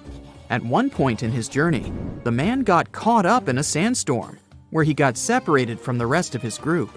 The traveler kept wandering in the desert for days, and then, out of nowhere, two men showed up and guided him to the city of Zerzura. The traveler described this city as an oasis filled with little birds and made out of pure white stonework. The city is also said to be guarded by giants. In 1835, an English Egyptologist named John Gardner Wilkinson mentioned the city in one of his books. He spoke to a man from Egypt who found the city by accident after days of wandering through the desert. He mentioned some ruins, unusual stonework, and a large oasis surrounded by palm trees. The man even gave some instructions on how the city could be found, indicating that it might be in the western desert of Egypt. But here's the kicker. Even though a group of explorers went out to find Zerzura, they didn't succeed. At the same time, they did stumble upon a bunch of previously unknown oases. In the early 1900s, numerous expeditions were sent to find the city, including one with a fleet of Ford Model A trucks. But, alas, none were successful. Others say Zerzura did exist at one point, but not anymore. It's possible it was swallowed by the desert. It's believed that back in the day, the Sahara Desert was actually green.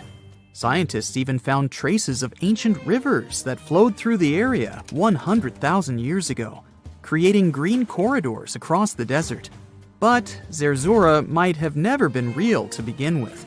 Maybe it only existed in the minds of people, a figment of their imagination as they were struggling in the African desert. For thousands of years, people have been obsessed with the hunt for another lost city, Atlantis. But if this place really existed, where on Earth, or under the sea, could it be? According to Plato, Atlantis was an actual place, and it was supposedly located somewhere in the Atlantic Ocean, near the Strait of Gibraltar. But how did this mythical city become synonymous with a perfect, paradise-like society? Well, you can thank Ignatius Donnelly for that. The American writer published a book in 1882 where he outlined 13 hypotheses about the existence of Atlantis. Donnelly truly believed that this lost city was where ancient humans lived in peace and joy for centuries. Donnelly even thought that Atlantis was the original source of many ancient civilizations around the world.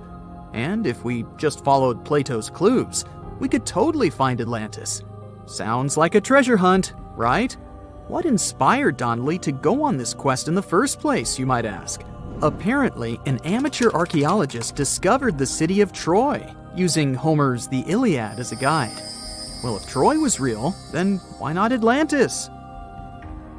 Back in the day, some people believed that America was the legendary Atlantis. Columbus really stirred up some excitement when he brought back news about the New World to Europe. But the real hunt for Atlantis didn't really start until the 20th and 21st centuries. Some people tried to connect the dots between a volcanic eruption on the island of Santorini and the destruction of Minoan settlements. But in 2018, a team of investigators claimed they had nailed it, announcing they had discovered concrete proof that Atlantis had existed. What was their evidence, you ask? A series of mysterious circles in a national park in Spain. But the circles turned out to be nothing more than experimental ponds for studying zooplankton. Let's face it, there's no real evidence that Plato's lost city of Atlantis actually existed. But it doesn't make searching for it any less exciting, does it? The Fountain of Youth isn't a lost city per se, but it is another mythical location that many have claimed to have stumbled upon over the years. Long ago, people were obsessed with the idea of living forever, or at least extending their lives as much as possible. Each culture had its own wild story, like the Greeks talking about a magic fountain that let people live longer, or Alexander the Great finding a river of paradise that could heal the wounded. Japanese legends spoke of hot springs that could make you young again, while the Caribbean locals talked about the restorative powers of the water in one of their own mystical lands. Explorers searched far and wide for these magical waters, but nothing. Probably the most famous of all was the story of the Spanish explorer Juan Ponce de Leon, who thought he'd found it in Florida. Now, Ponce de Leon was quite a character. He sailed with Columbus and became an important figure in the area now known as the Dominican Republic. He found gold in Puerto Rico and even became the island's administrator. But when the ruler of Spain decided to replace him in his duties, he got upset and decided to explore Florida, looking for gold and the elusive Fountain of Youth. He explored the Bahamas, but sadly, he didn't find any gold or magic water. He did, however, make his way to Florida. He explored the coast and even discovered the Gulf Stream. Unfortunately, his last expedition didn't go well, and he was wounded. But the legend of him searching for the Fountain of Youth lived on.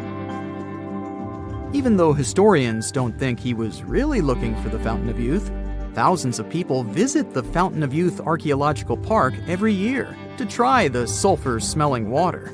It's the oldest attraction in Florida, which has been around since the 17th century. Some say the water has unusual properties, but I'll leave that up to you to decide after you visit this place. Norse mythology has its own mysterious land called Thule. It's said to be somewhere between Scandinavia and Iceland, where the sun barely shines and the cold bites hard. The folks there survive on a diet of millet, herbs, fruits, and roots, washed down with a grain and honey brew. As for its exact location, scholars can't seem to agree on it to this day. The legendary ancient Greek explorer Pytheas was said to be the first to stumble upon Thule during his quest for tin mines. He sailed his way up north, passing by Scotland, and after 6 long days of sailing, he reached Thule. The people there, according to Pytheas, were quite primitive, but that's no surprise since they were just simple farmers living off the land. They showed Pytheas where the sun set on the shortest day of the year. They also told him that in winter, the sun never rose at all, and in summer, there was no night. For many years, historians have been debating the true identity of this mythical land of Thule. Some say it's Iceland, while others claim it's Norway. A little bit of progress has been made recently with the help of a team of researchers. If their findings are correct, Thule might be the elusive island of Smola. That's farther south than any of the Norwegian islands that were on the list of contenders. It may be too soon to celebrate, but it does look like Thule has finally been found. You've just reached your perfect spot on a deserted beach. It's so quiet here that you start to doze off. But as you open your eyes, you are shocked. Wait a minute, is that an actual house that's just been washed up on the shore? It may sound like the beginning of a sci-fi novel, but not if you live near this beach in El Salvador. There's a mysteriously abandoned house there that looks as if it's just been washed ashore. How did this villa end up there? How long has it been here without anyone noticing it? This mysterious construction is 46 miles south of El Salvador's capital, San Salvador. Locals say the building used to be a hotel called Puerto Ventura. At the time it was built, its main attraction was the fact that it was really close to the sea. Unfortunately, the engineering behind it wasn't well planned out, all because locals didn't need any official permission to start the construction. The hotel was too close to the water and dangerously exposed to the elements. The Roman-style villa is now a mere 50 feet from the edge of the sea when the tide is low. It can only be accessed in the morning because later, the tides fill the first floor with salt water. What's now left of the hotel looks like the ruins of a two-story house. The front part is very impressive, with Roman-type pillars. It also has wide windows on the second floor. You can still see parts of the iron structures and remains of what used to be the gateway to the second floor. There are some bleachers at the top of the building. They're sometimes used by tourists. More and more people are now browsing the area, taking photos, even though the building is obviously not safe for climbing. There's little information on how long it's been sitting in its current location, but some locals say it's been there for at least 20 years. It had remained a local secret for years before it was discovered by a TikTok user in 2021. But that doesn't answer the question, how did the hotel end up in another location altogether? This is where things become a little fuzzy. While some locals say that the building was abandoned decades ago, others claim it was deserted after Hurricane Mitch hit the area back in 1998. Hurricane Mitch was one of the most dangerous weather phenomena to ever hit Central America. During the storm, the winds traveled at 178 miles per hour, and the hurricane itself lasted for about 15 hours. It was also the cause of a huge amount of rainfall, which resulted in floods and many dangerous landslides. Being built so close to the shoreline, the former hotel had little chance of surviving the extreme weather conditions, so it must have been literally displaced. After sitting under the sun, you might start dreaming of some snowballs getting washed ashore. To even out the temperature. I'm not kidding. This strange natural phenomenon did happen back in 2016. It resulted in about 11 miles of the coast of the Gulf of Ob in West Siberia getting covered with huge snowballs. Because of the low temperatures, small pieces of ice started to form in the water. Afterward, the wind and waves rolled them into giant snowballs. Some of them were the size of a tennis ball, but others were up to 3 feet wide. A 2004 Harley-Davidson night train motorcycle popped up ashore on a British Columbia beach back in 2012. It was neatly packed inside a shipping container. It took some time to do it, but the owner was eventually traced down. His name was Ikuyo Yokoyama, and he lost his motorcycle after a tsunami struck Japan on March 11, 2011. To get to its final destination, the Harley-Davidson traveled more than 4,000 miles. To celebrate its long journey, Yokoyama donated the bike to the Harley-Davidson Museum in Milwaukee. It's been on display there ever since, in case you want to visit. This strange phenomenon made it look as if someone spilled dish soap all over the beach. But it does happen pretty often in Queensland. Sea foam covers the shore there a couple of times each year. It mostly happens after a storm, when ocean waves move dissolved organic matter around. It's basically like a giant ice cream maker. After Cyclone Debbie back in March of 2017, some beaches actually needed to be closed because of huge amounts of white foam. The wind even brought some of that foam to the nearby towns, making locals believe it was snowing. Would you be surprised to see a 6 by 6 foot rusty metal die washed ashore on your local beach? Because back in 2017, people in Coeur d'Alene in Idaho sure were. It turned out to be an old storage tank. Someone decided to spice it up a bit by adding some white spots to make it look like a die. In 1992, thousands of rubber duckies got stranded at sea after a large container ship that was transporting them was hit by a wave.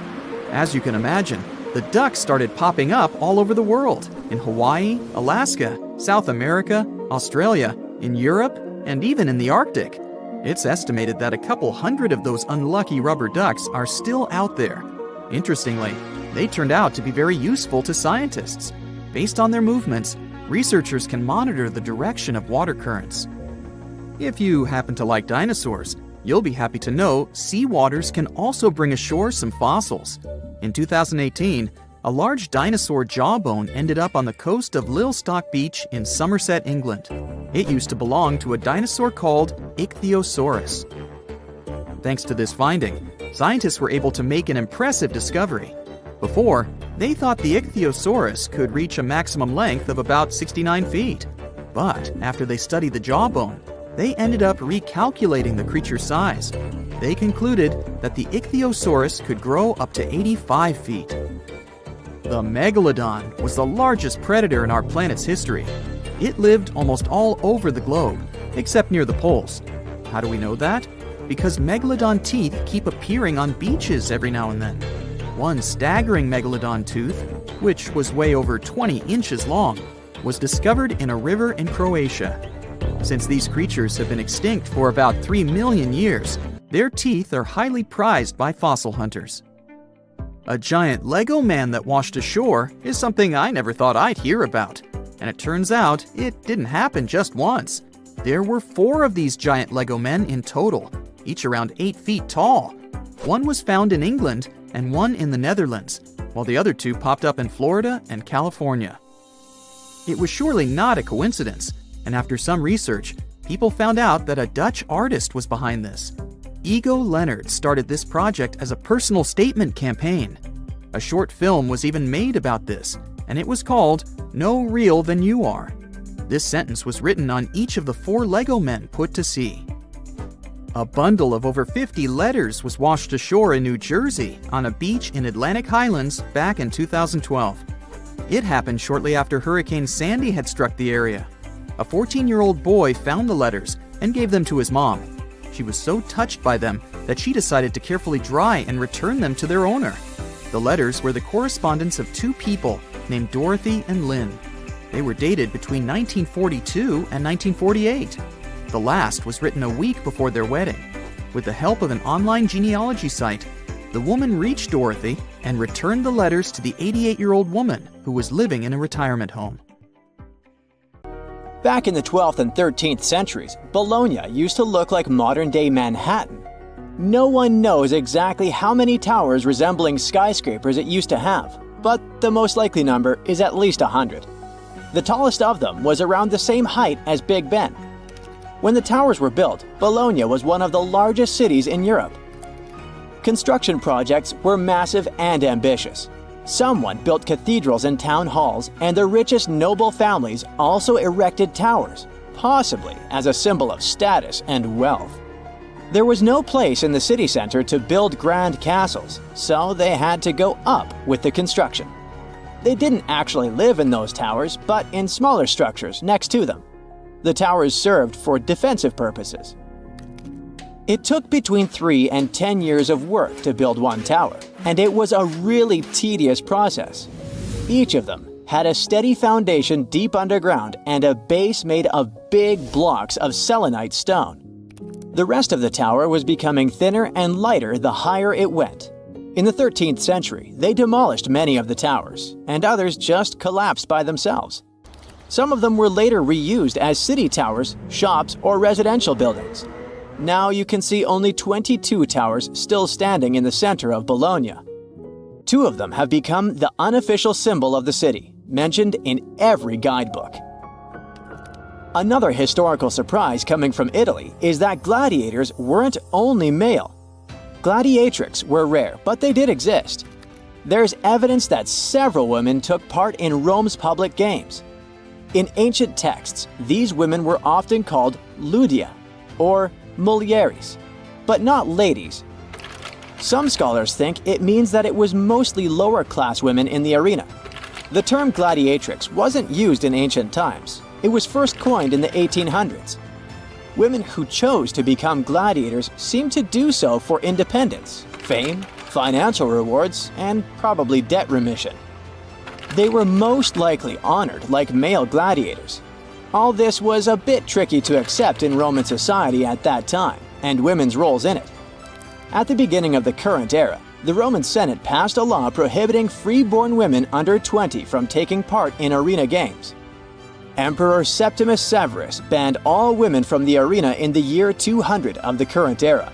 He was probably afraid that women might want to compete in the Olympic Games. It would seriously mess up the existing social order. Pineapples were once the equivalent of designer bags and watches today, a symbol of wealth and status in Britain. You can still see them at the top of the western towers of St. Paul's Cathedral, one of the most famous landmarks of London. Explorers who came back from the Americas described pineapples with so much enthusiasm that everyone was dreaming about trying the king of fruits, as it was called. Pineapples need very high temperatures and years to mature. And despite the cold and rainy climate of England and Scotland, you could see pineapples growing in any wealthy country house garden by the end of the 18th century. They even installed special greenhouses called pineries with heating systems. A single pineapple was worth up to 80 pounds, which is about $15,000 today. Of course, people would hardly eat this expensive beauty, but send it as a gift or display on a dining table until it would rot. Folks who couldn't afford to buy a pineapple would sometimes rent one to show off wealth at a party. The king of fruits became a part of various designs and tableware for the rich. Stone pineapples on gateposts and the pineapple atop the Wimbledon trophy are living memories of that time. Around 1820, there were so many pineapples imported from abroad that they started losing their luxury status. 100 million years ago, there were giant crocodiles living in the Sahara Desert. In the 1990s, paleontologists found fossilized skeletons of primitive crocodiles, including the so-called supercroc. They discovered several partial skeletons from 110 million years ago. This prehistoric giant with a head as large as an adult human was about 40 feet long. That's about 2 times as tall as a giraffe. The croc thrived both in water and on land as part of a diverse ecosystem of ancient North Africa. The expeditions to the Sahara found a whole lost world of ancient crocodiles, with some species that resembled modern animals. One of them was the dog croc. With its tall legs and keen sense of smell, it moved through the surroundings, much like a dog. Another fascinating find was the duck croc, a 3-foot-long crocodile with duck-billed platypus-like features. It was adapted for life on land rather than water. And then there was also the rat croc, a small 2-foot-long crocodile. This species had front teeth, perfect for digging up insects. These prehistoric creatures were more agile, active, and probably more intelligent than today's crocs, who are passive hunters. If noise-canceling headphones had been invented in the 19th century, they would have come in really handy.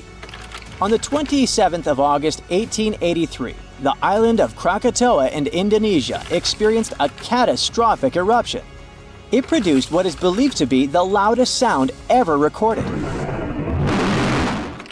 As Krakatoa collapsed, it triggered tsunamis with waves reaching 151 feet that traveled as far as South Africa. Krakatoa was an uninhabited volcanic island that hadn't erupted for 2 centuries before this terrible day. The eruption took the lives of over 30,000 people and caused extreme fluctuations in air pressure, perceived as sound.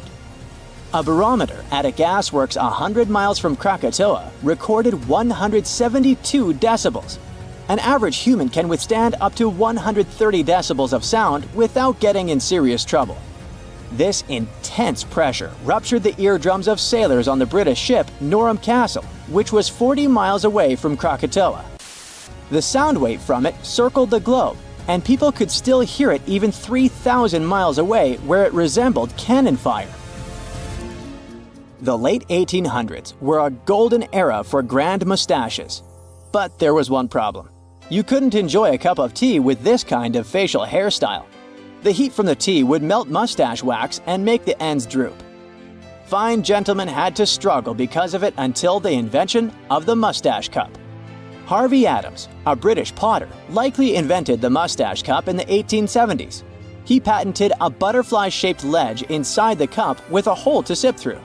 Thanks to it, the mustache didn't get wet. These cups quickly became a hit, first in the UK and then across Europe.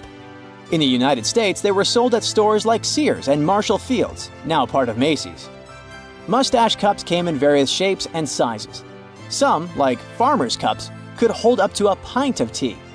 Others were smaller porcelain pieces shaped like conch shells or decorated with the owner's name. They often came with matching saucers. Lord Byron, one of the greatest British poets, kept numerous dogs and cats and a whole bunch of exotic animals.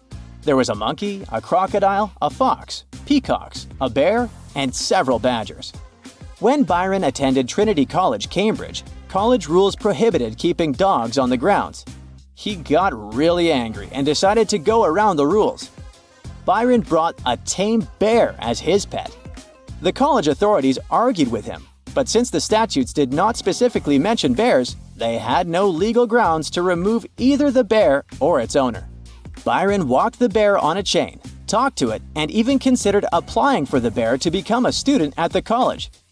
We still don't know how and where Byron got the bear, but when he left Cambridge, he took the bear with him to his estate in London. Rekhat structure is a giant formation in the Sahara that looks exactly like a giant bullseye. It's so wide that you can see it from space. Even the CIA got interested in it. In 1965, they planned a flyover looking for geomagnetic anomalies. The findings are still classified. Perhaps the theories are true, and this place is truly the lost city of Atlantis. Now, Atlantis supposedly sank beneath the waves, but recent discoveries are pointing us in a different direction. This is an ancient story that goes far back in time, and Plato was the first to mention it. The place had loads of greenery and a curious structure. 3 concentric circles of land surrounding 2 circles of water. 2 key quotes from Plato's writing suggest that Atlantis might not have been a typical island in the middle of the ocean. Plus, Atlantis had a major influence from Africa and Europe, challenging the idea of it being in the Atlantic. It turns out that the Eye of the Sahara and Atlantis look alike. When astronauts saw the Eye of Sahara from above, they initially suspected a meteorite impact crater, but the rings of the structure matched the layout described of Atlantis.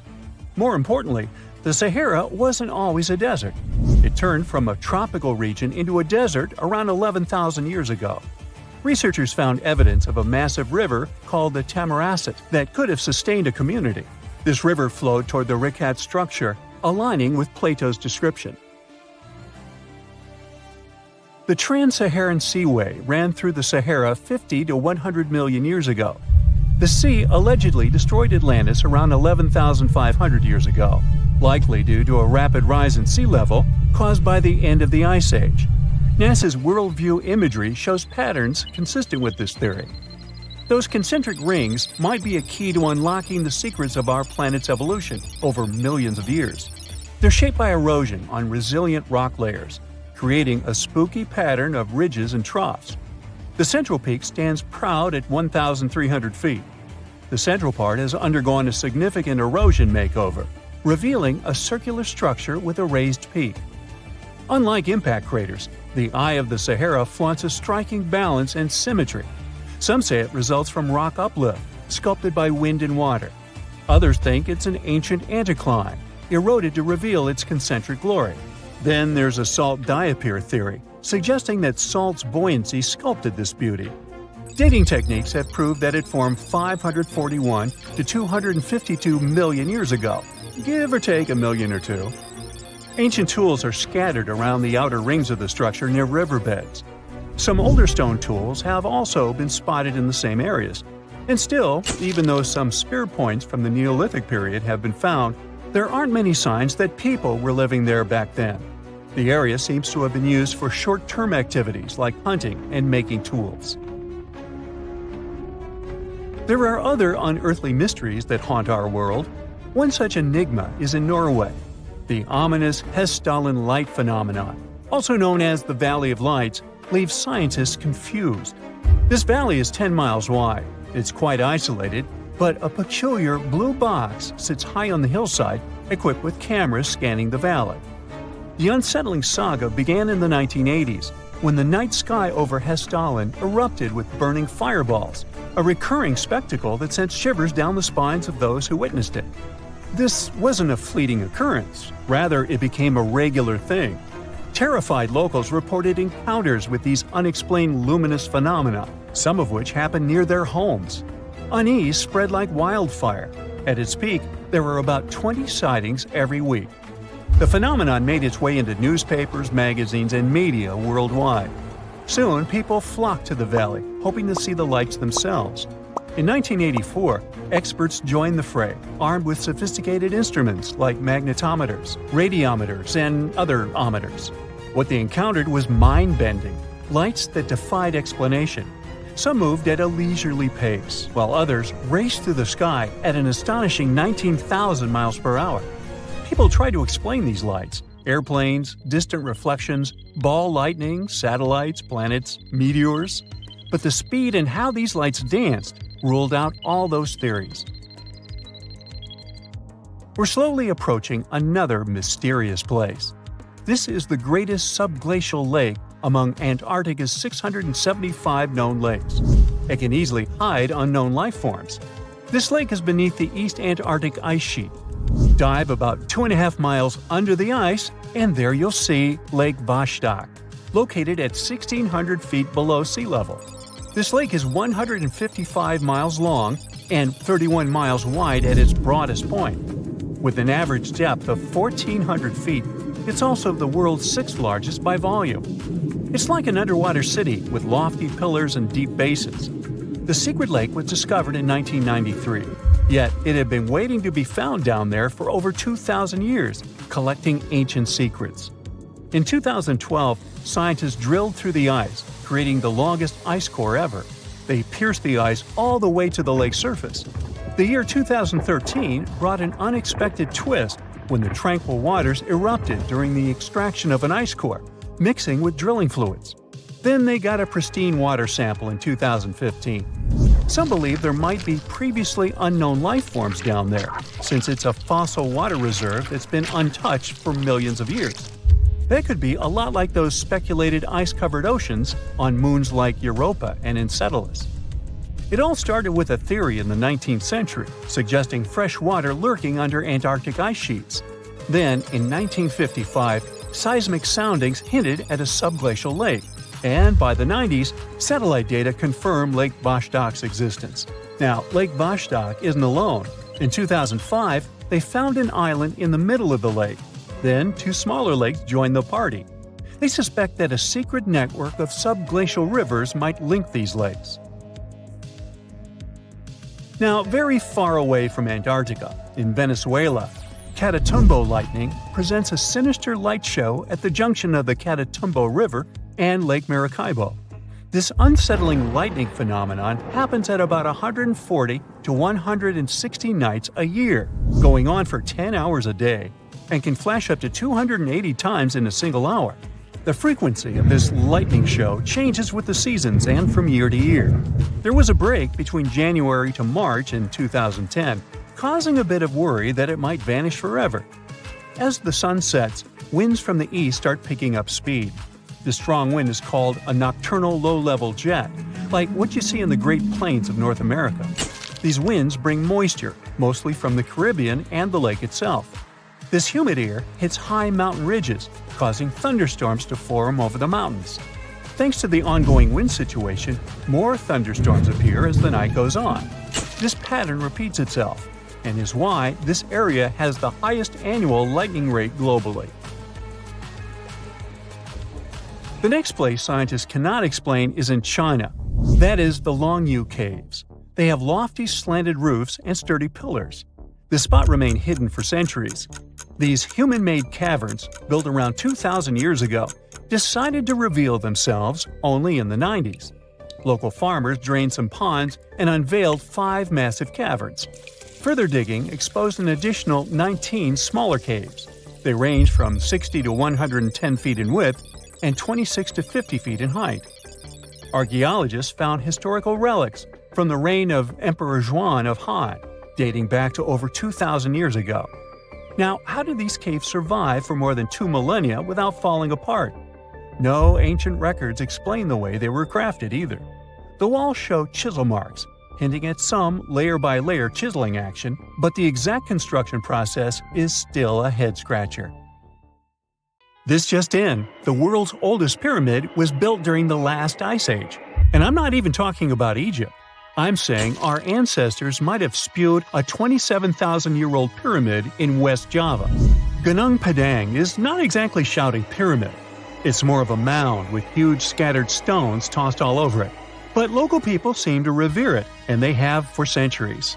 It wasn't until recently that the Indonesian authorities decided to excavate a bit deeper to see what all the fuss was about. They ended up finding the remains of a human settlement. It was rather unexpected, since the mound is pretty high up. This excavation could only prove there were humans in the area as far back as 45 BCE, which sounds reasonable. It was up to an Indonesian geologist named Donny Hillman to prove that Gunung Padang is the world's first pyramid. He used all sorts of new technology to support his claim. Our guy used carbon dating, which digs deep into the earth and takes whole chunks of soil. He found layers and layers of constructions, like he was digging up Rome and finding ancient buildings buried in the ground. His research proved that there had been caverns and even rooms down there, which could only mean one thing: humans. As for the rocks located up in the mound, they were most likely strategically placed by the people who lived there back in the day. They needed a place to meditate, so they arranged things in a harmonious way. Their smooth surfaces wouldn't be the result of years of erosion, but the works of great sculptures, the Michelangelos of their day, let's say. If this is all for real, then human civilizations began way before we think they did.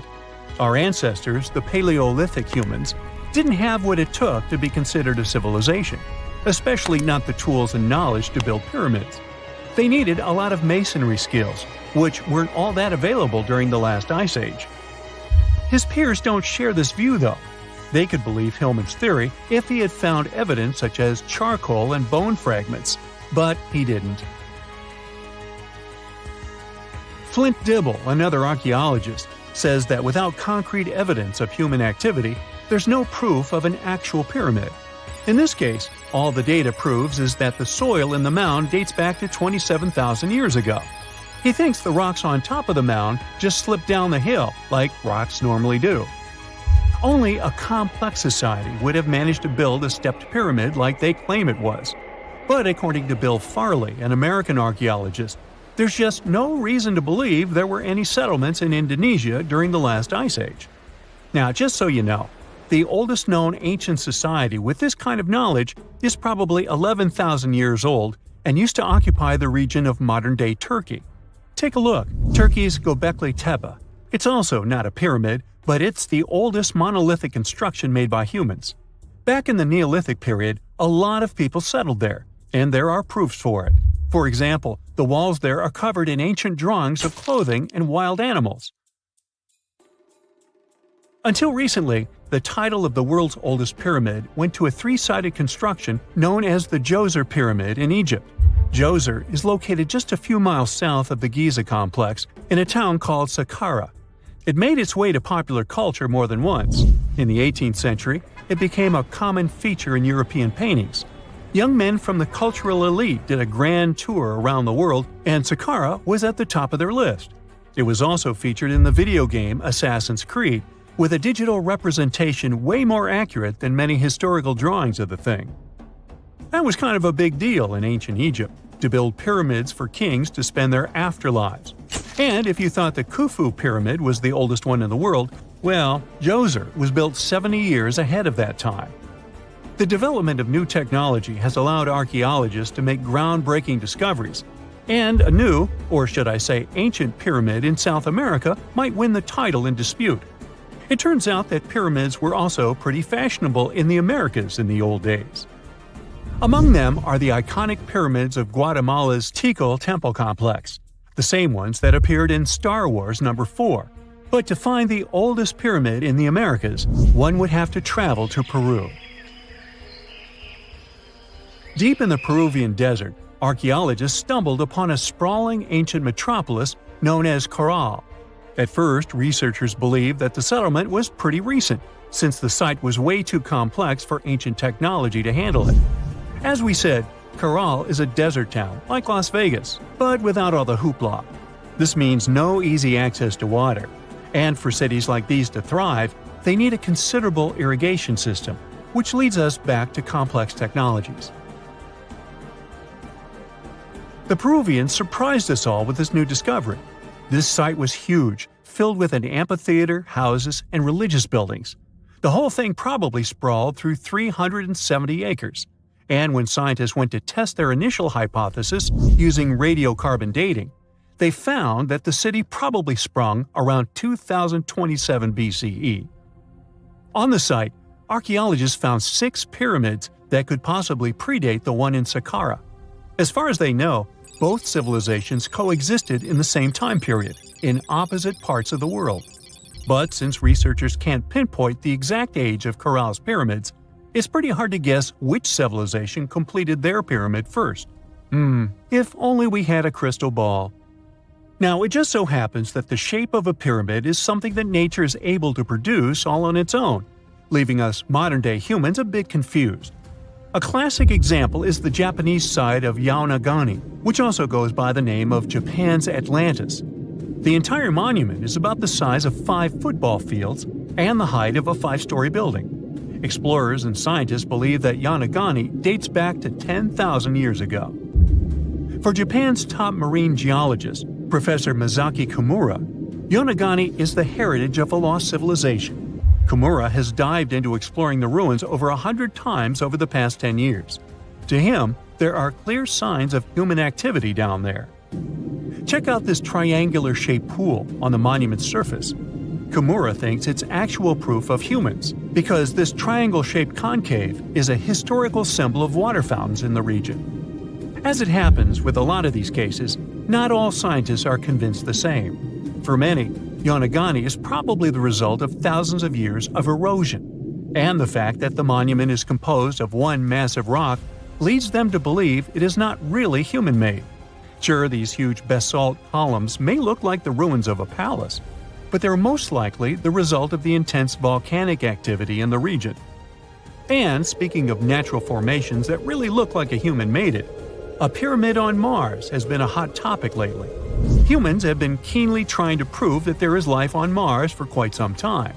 But some are stretching it really far, saying that little green or gray people built a pyramid on the planet to try and build their own civilization. This picture was taken over a decade ago by the Mars Reconnaissance Orbiter, the MRO, but it started to resurface recently. It shows what looks like a 3-sided pyramid. Some people claim that the smooth side of the pyramid could only be the effect of otherworldly work.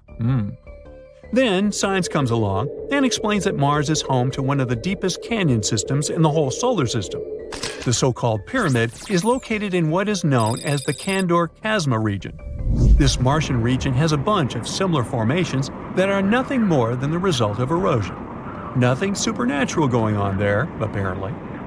The year is 2160. The place, the Pacific Ocean off the coast of Japan.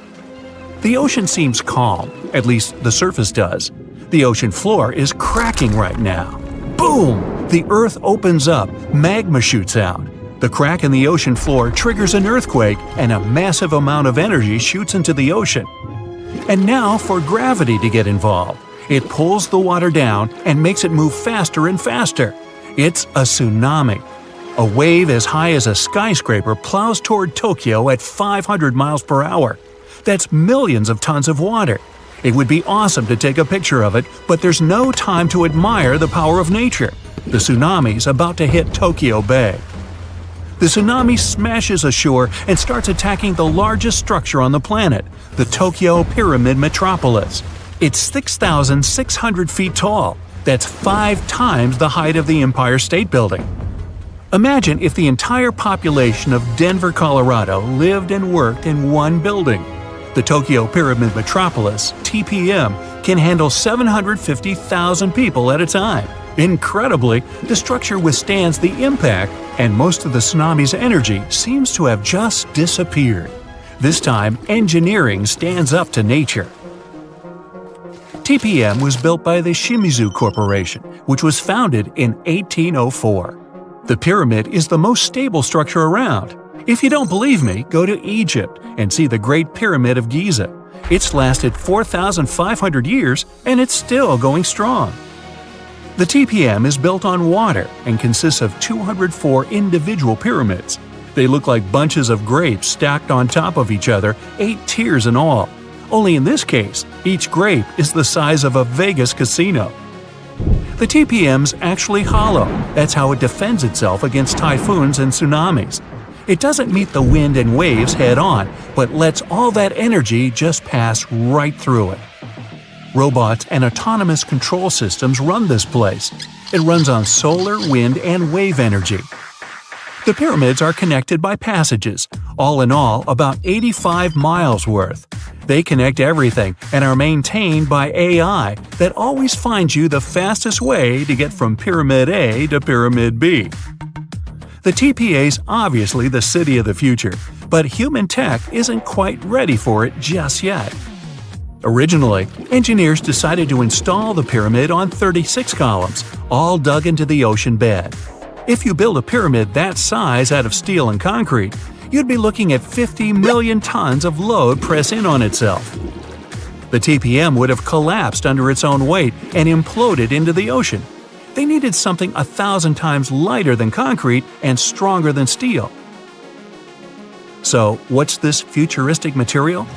Look at this old guy. It's the first car on the planet with an internal combustion engine. It hit the road in 1885. And this is the first artificial satellite that humans launched into space. It only took an evolutionary blip to go from the first horseless carriage to our first flight into space. That TPM's not looking so ridiculous. Hey, we can do anything. The solution is carbon, and it's everywhere.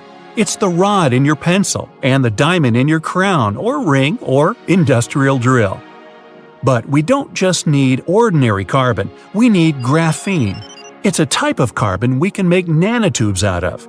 They're thinner than a human hair, but 400 times stronger than steel. And most importantly, they're light. Nanotubes aren't affected by chemicals, oxygen, or water. Perfect for the TPM.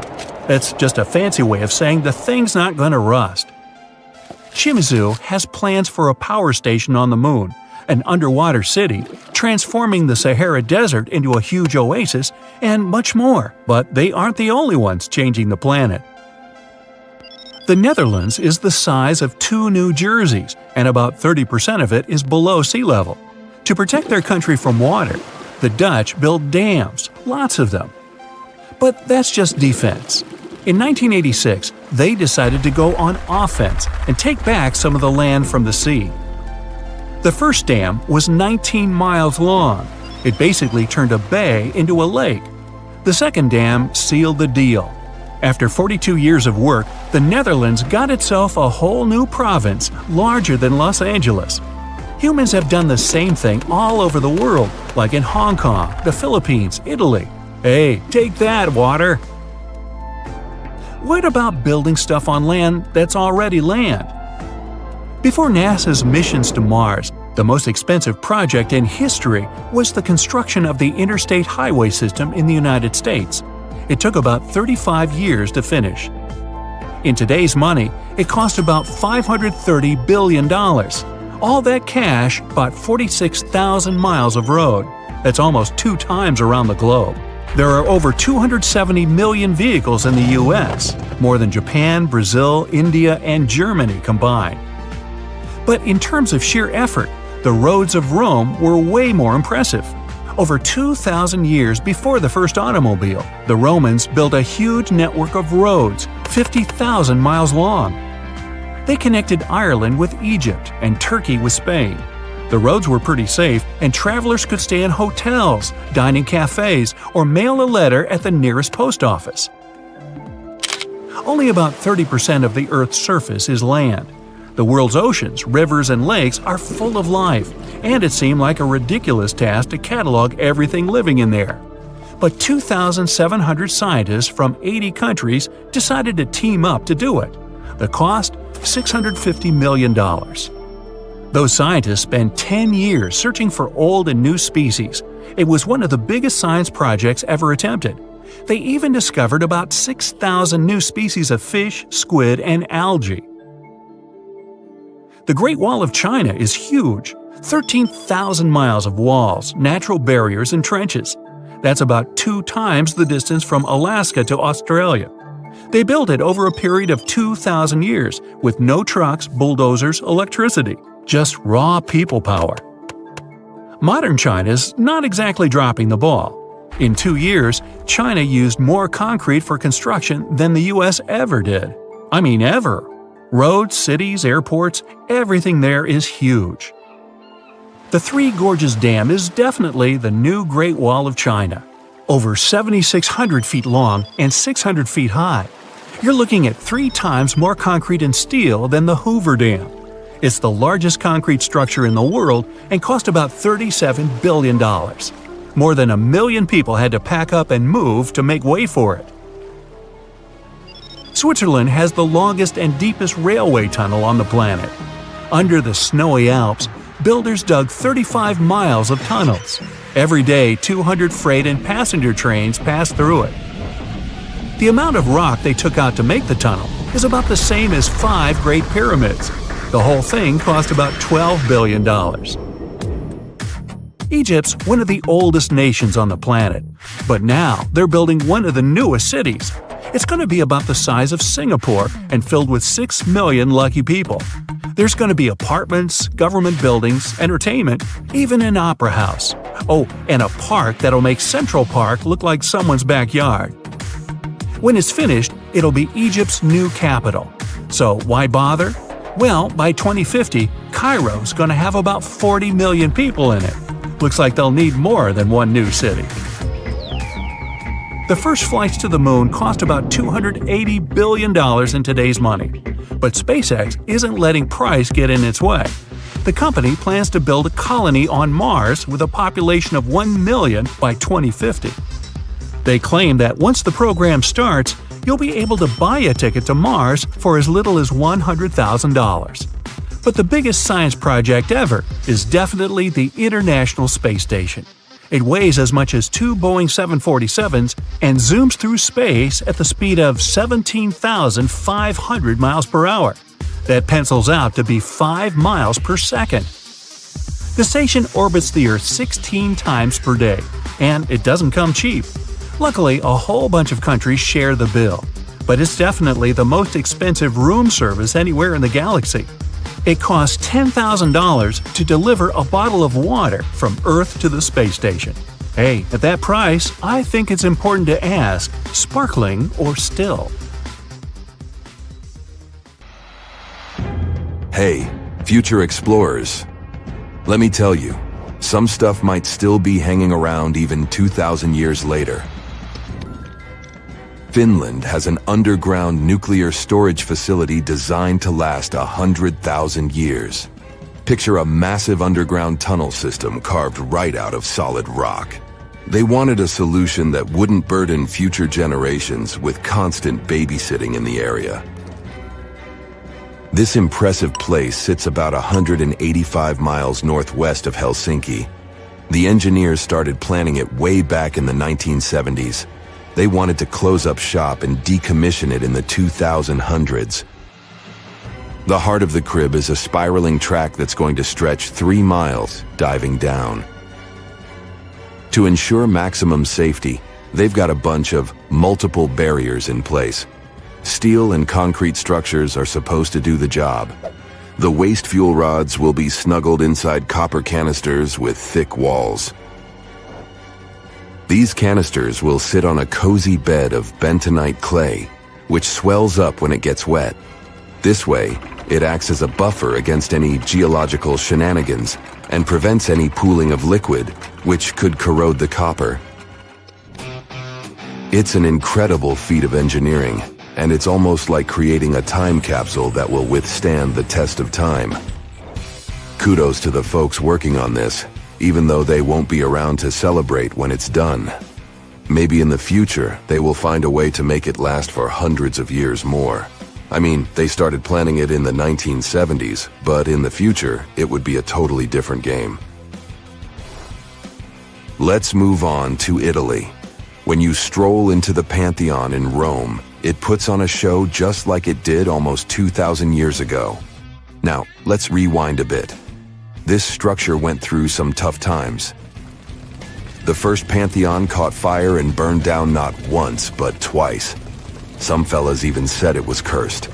The completed Pantheon was a grand masterpiece with Greek-inspired touches, like those fancy columns. But the real jaw-dropper was its gigantic dome. The largest unsupported concrete dome on the planet. Now, the Pantheon's original purpose remains a mystery. Some say it was a Roman worshipping spot, while others think it was where the emperor got his hotline to the deities. The massive eye on top, known as the oculus, lets in sunbeams and rain. Marble from all over the Mediterranean made it look snazzy, but the Roman concrete made the magic happen. Then we've got the impressive Hoover Dam in the USA, an architectural masterpiece. Experts designed it to harness hydroelectricity and prevent water from going where it shouldn't. This dam is built like a fortress. Steel, concrete, and a lot of TLC keep it strong. Let's jet off to New Delhi and check out the Akshardham Temple, even though it's very young compared to the other structures I've mentioned. It was completed in 2005. It already has the characteristics of a building that can stand for a long time. During the construction, numerous ancient and modern innovations were used to ensure its endurability. Next on our list of the world's most future-proof buildings is the St. Louis Arch, which rises high over Missouri. Also known as the Gateway Arch, it is the tallest human-made monument in the USA. The Great Wall of China. While it's not a single building, the Great Wall of China is an ancient marvel that has survived for centuries. Some sections of the wall were reconstructed in modern times, but they still carry historical and cultural significance. Those bricks might look a little crumbly, but hey, they're still standing strong. Then we have the former Byzantine church, now known as Hagia Sophia from Istanbul. It still looks glorious, and it's 1,500 years old. It's been through many things, like earthquakes. Architects designed Hagia Sophia in an impressively short period. After the Ottoman conquest of Constantinople in 1453, Mehmed II converted it into a mosque. He added some new stuff, like a minaret and a chandelier.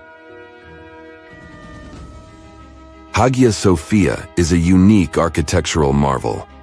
Its main dome is 105 feet tall and flanked by two semi-domes on both sides. In terms of its floor plan, the building is nearly square, but from the interior perspective, it appears rectangular because of the extension of the roof by large semi-domes. The interior has 3 aisles separated by columns, with galleries above and substantial marble piers rising at both ends to support the dome. These columns are constructed of the finest marble, carefully chosen for their color and variety, while the lower walls are adorned with marble slabs. On the outside, there are windows above the galleries and around the base of the dome. When the sun's shining, it kinda tricks your eyes into thinking the dome is floating, because these windows hide the support structures. We couldn't have put together a list of the world's sturdiest buildings without mentioning perhaps the most famously enduring of them all, the Pyramids of Giza. They were completed around 2540 BCE. They've got the whole package: superior materials, genius engineering, and a design that puts all other structures to shame. The ancient Egyptians were all about building for eternity. They believed that the afterlife would last forever, so they made sure their tombs would too. The Egyptians threw in extra walls and other stuff just to be safe, even if they didn't fully understand the laws of physics. Now, Let's shift our gaze to our time. Can today's skyscrapers beat the pyramids in the longevity game? The Burj Khalifa in Dubai is the world's tallest building. It boasts impressive engineering and architecture. Its reinforced concrete and steel structure, along with its iconic design, might help it withstand the test of time. Sure, skyscrapers are super tall and fancy, but they're not as sturdy as the pyramids. Modern skyscrapers need to deal with crazy winds, lightning strikes, and earthquakes too. Experts haven't agreed on this yet. Some say that if we take good care of them, they can last. But others think they'll eventually be torn down or abandoned. The verdict? Only time will tell. Alexander Rose and his team are up to something jaw-dropping. They're creating a 10,000-year clock in the Texan desert. But before we get into the nitty-gritty, let's take a trip to Japan. There, they have this fantastic tradition of rebuilding the Jingu Shrine with wood and thatch every 20 years for more than 13 centuries. It's to preserve the structures and pass on the craftsmanship to the next generation. But let's not stop there. Ancient artifacts and buildings from various cultures have survived the test of time, and each one has something to teach us. The clock project takes inspiration from these long-lasting wonders and aims to encourage us to think about our long-term future. Building a clock to last 10,000 years is no easy feat. The team must consider materials, location, and past examples of long-lasting structures. For instance, some of history's unique treasures survived simply because they were lost and found later. Going underground is another way to protect artifacts. Subterranean environments shield items from the elements and keep temperatures stable. But there's one pesky problem: water. It's always trying to sneak its way in. Materials matter big time when it comes to longevity. You see, everything ages because of oxidation, which means rusting. So, finding materials that can withstand thousands of years is vital. How long buildings can really last depends on the building's personality and purpose. Take those fancy office buildings, for instance. They're all about short-term commitment, designed to last only 30 to 50 years. Just like with any relationship, it takes effort to make something last longer. Regular checkups, maintenance, and repairs are the key to keeping the spark alive. Have you ever seen a skyscraper that can change its shape? The creators of the F&F Tower in Panama City had a concept and only $50 million, which isn't a lot in skyscraper money. So they couldn't afford a mistake, and they finished a concrete structure with the 39 upper floors rotating 9 degrees around an axis from the first attempt without spending any extra time or materials. Dubai's rotating tower will look different every time you see it once it's finished. Each of its 80 floors will rotate 360 degrees individually around the center of the building. The lucky residents will be able to control that rotation, which means they can choose their view from the window. A complete lap should take about 90 minutes. And no, the tower won't be a huge waste of electricity. It will produce its own energy. Wind turbines between the floors will drive the rotations. If you've ever wanted to live inside a video game, book an apartment in the King Power Mahana Khan building. This pixelated skyscraper, around the height of the Eiffel Tower, is the tallest building in Thailand. The secret behind its looks is the horizontally and vertically divided glass windows. It took 5 years to finish this beauty, with over 200 apartments, a hotel, luxury shops, restaurants, and one of the most breathtaking viewpoints in the world. The Libyan International Building features one of the world's tallest artificial waterfalls, running right down its side. No worries, they only turn it on special occasions, and it uses a mix of recycled tap water and rainwater. When it started running for the first time, the non-informed locals even reported a huge water leak. The cyber-texture office building in Mumbai looks like a huge egg made of glass and steel. It was actually inspired by a vessel that, like our planet, has its own ecosystem. To bring down the heat levels inside, the architects chose the ideal orientation and added sun shading and an underground cooling system.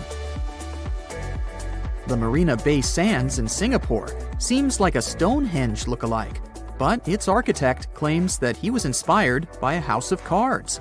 The horizontal one is balanced on the 3 vertical ones.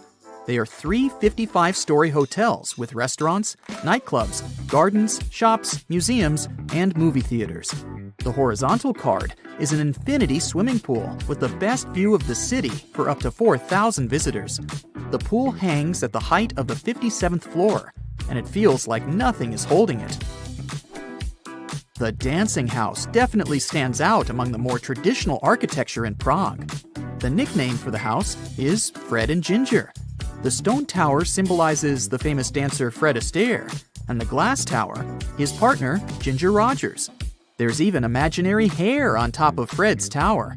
99 concrete panels support the dancing shape, all of them of different dimensions. Umeda Sky Building, twice the height of Big Ben, consists of 2 towers of glass and steel to the north of Osaka Station. The floating garden observatory connects the towers on top. Although the building is in a huge city, the skywalk is so high in the clouds that the only thing you'll hear up there is the wind. If you're scared of heights, you can visit an urban garden, a theater, an art museum, or one of the many offices closer to the ground inside the building. Architect Octavio Mendoza owns probably the largest piece of pottery in the world. If you're ever in Colombia, ask the locals for directions to the Flintstone House. Yes, they call it that for a reason. The official name is Casa Terracotta, and the architect only used clay to build it. He let it bake and harden in the sun, which transformed the pliable material into solid ceramic. Every curve of the building is designed after the surrounding hills. All the furniture inside is also made of clay. Mendoza is determined to work on the casa for the rest of his life. Artists Dennis Sullivan and Francis Conklin have been saving money for 15 years, carving smaller wooden dogs to create their dream project. The Dog Bark Park Inn in Cottonwood is a 12-foot beagle that stands proud in the Idaho prairie. There is a bedroom and a living area in its body, and an extra bedroom in the head. Have you ever wondered what it's like to be inside a huge carpet? Me neither, but checking out the Azerbaijan National Carpet Museum is definitely worth it anyway. It shows the history of this important local craft in every detail. Austrian architect Franz Jans designed the construction, and it took 6 years to finish it.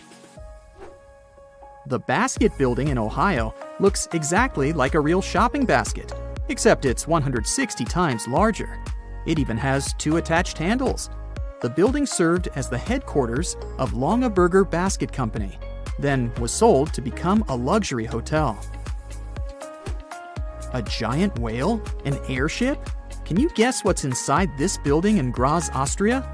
2 British architects won the Europe-wide competition to design this art museum. The biomorphic construction has around 1,000 acrylic glass elements on its skin. During the night, it can send light signals and messages to people on the other side of the river. It takes in daylight from the north through nozzles on its top. The needle is a viewing platform.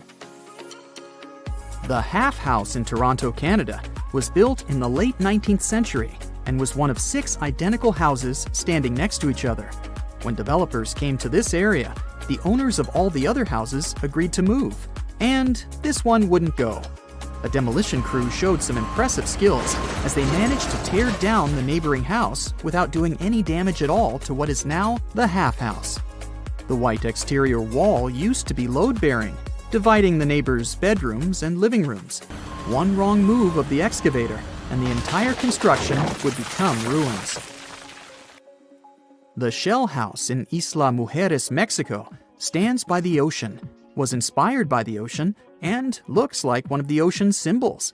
The house is shell-shaped and covered with shells from nearby beaches.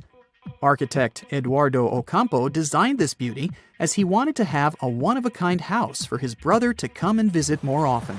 Now it's up for rent for vacationers. The Bubble Palace, not far away from Cannes in France, was designed by a Hungarian architect and purchased by Pierre Cardin. In case you have a couple of spare million, you can buy this interesting property. You'll get 10-bedroom suites decorated by contemporary artists, gardens, water ponds, a swimming pool, and a 500-seat outdoor auditorium with an awesome view of the Bay of Cannes as a bonus. Can you find one house standing straight here? I know, I also failed. All the cubes in the Cube House in Rotterdam are tilted 45 degrees at their side. The idea here was to make the most of the space. Dutch architect Piet Blom designed the houses in the late 70s to look like an abstract forest. Each triangular roof represents a treetop. The houses stand at 3 floors tall, with an entrance on the ground floor, an open kitchen, and a living room on the first floor, as well as a bathroom with 2 bedrooms on the top floor.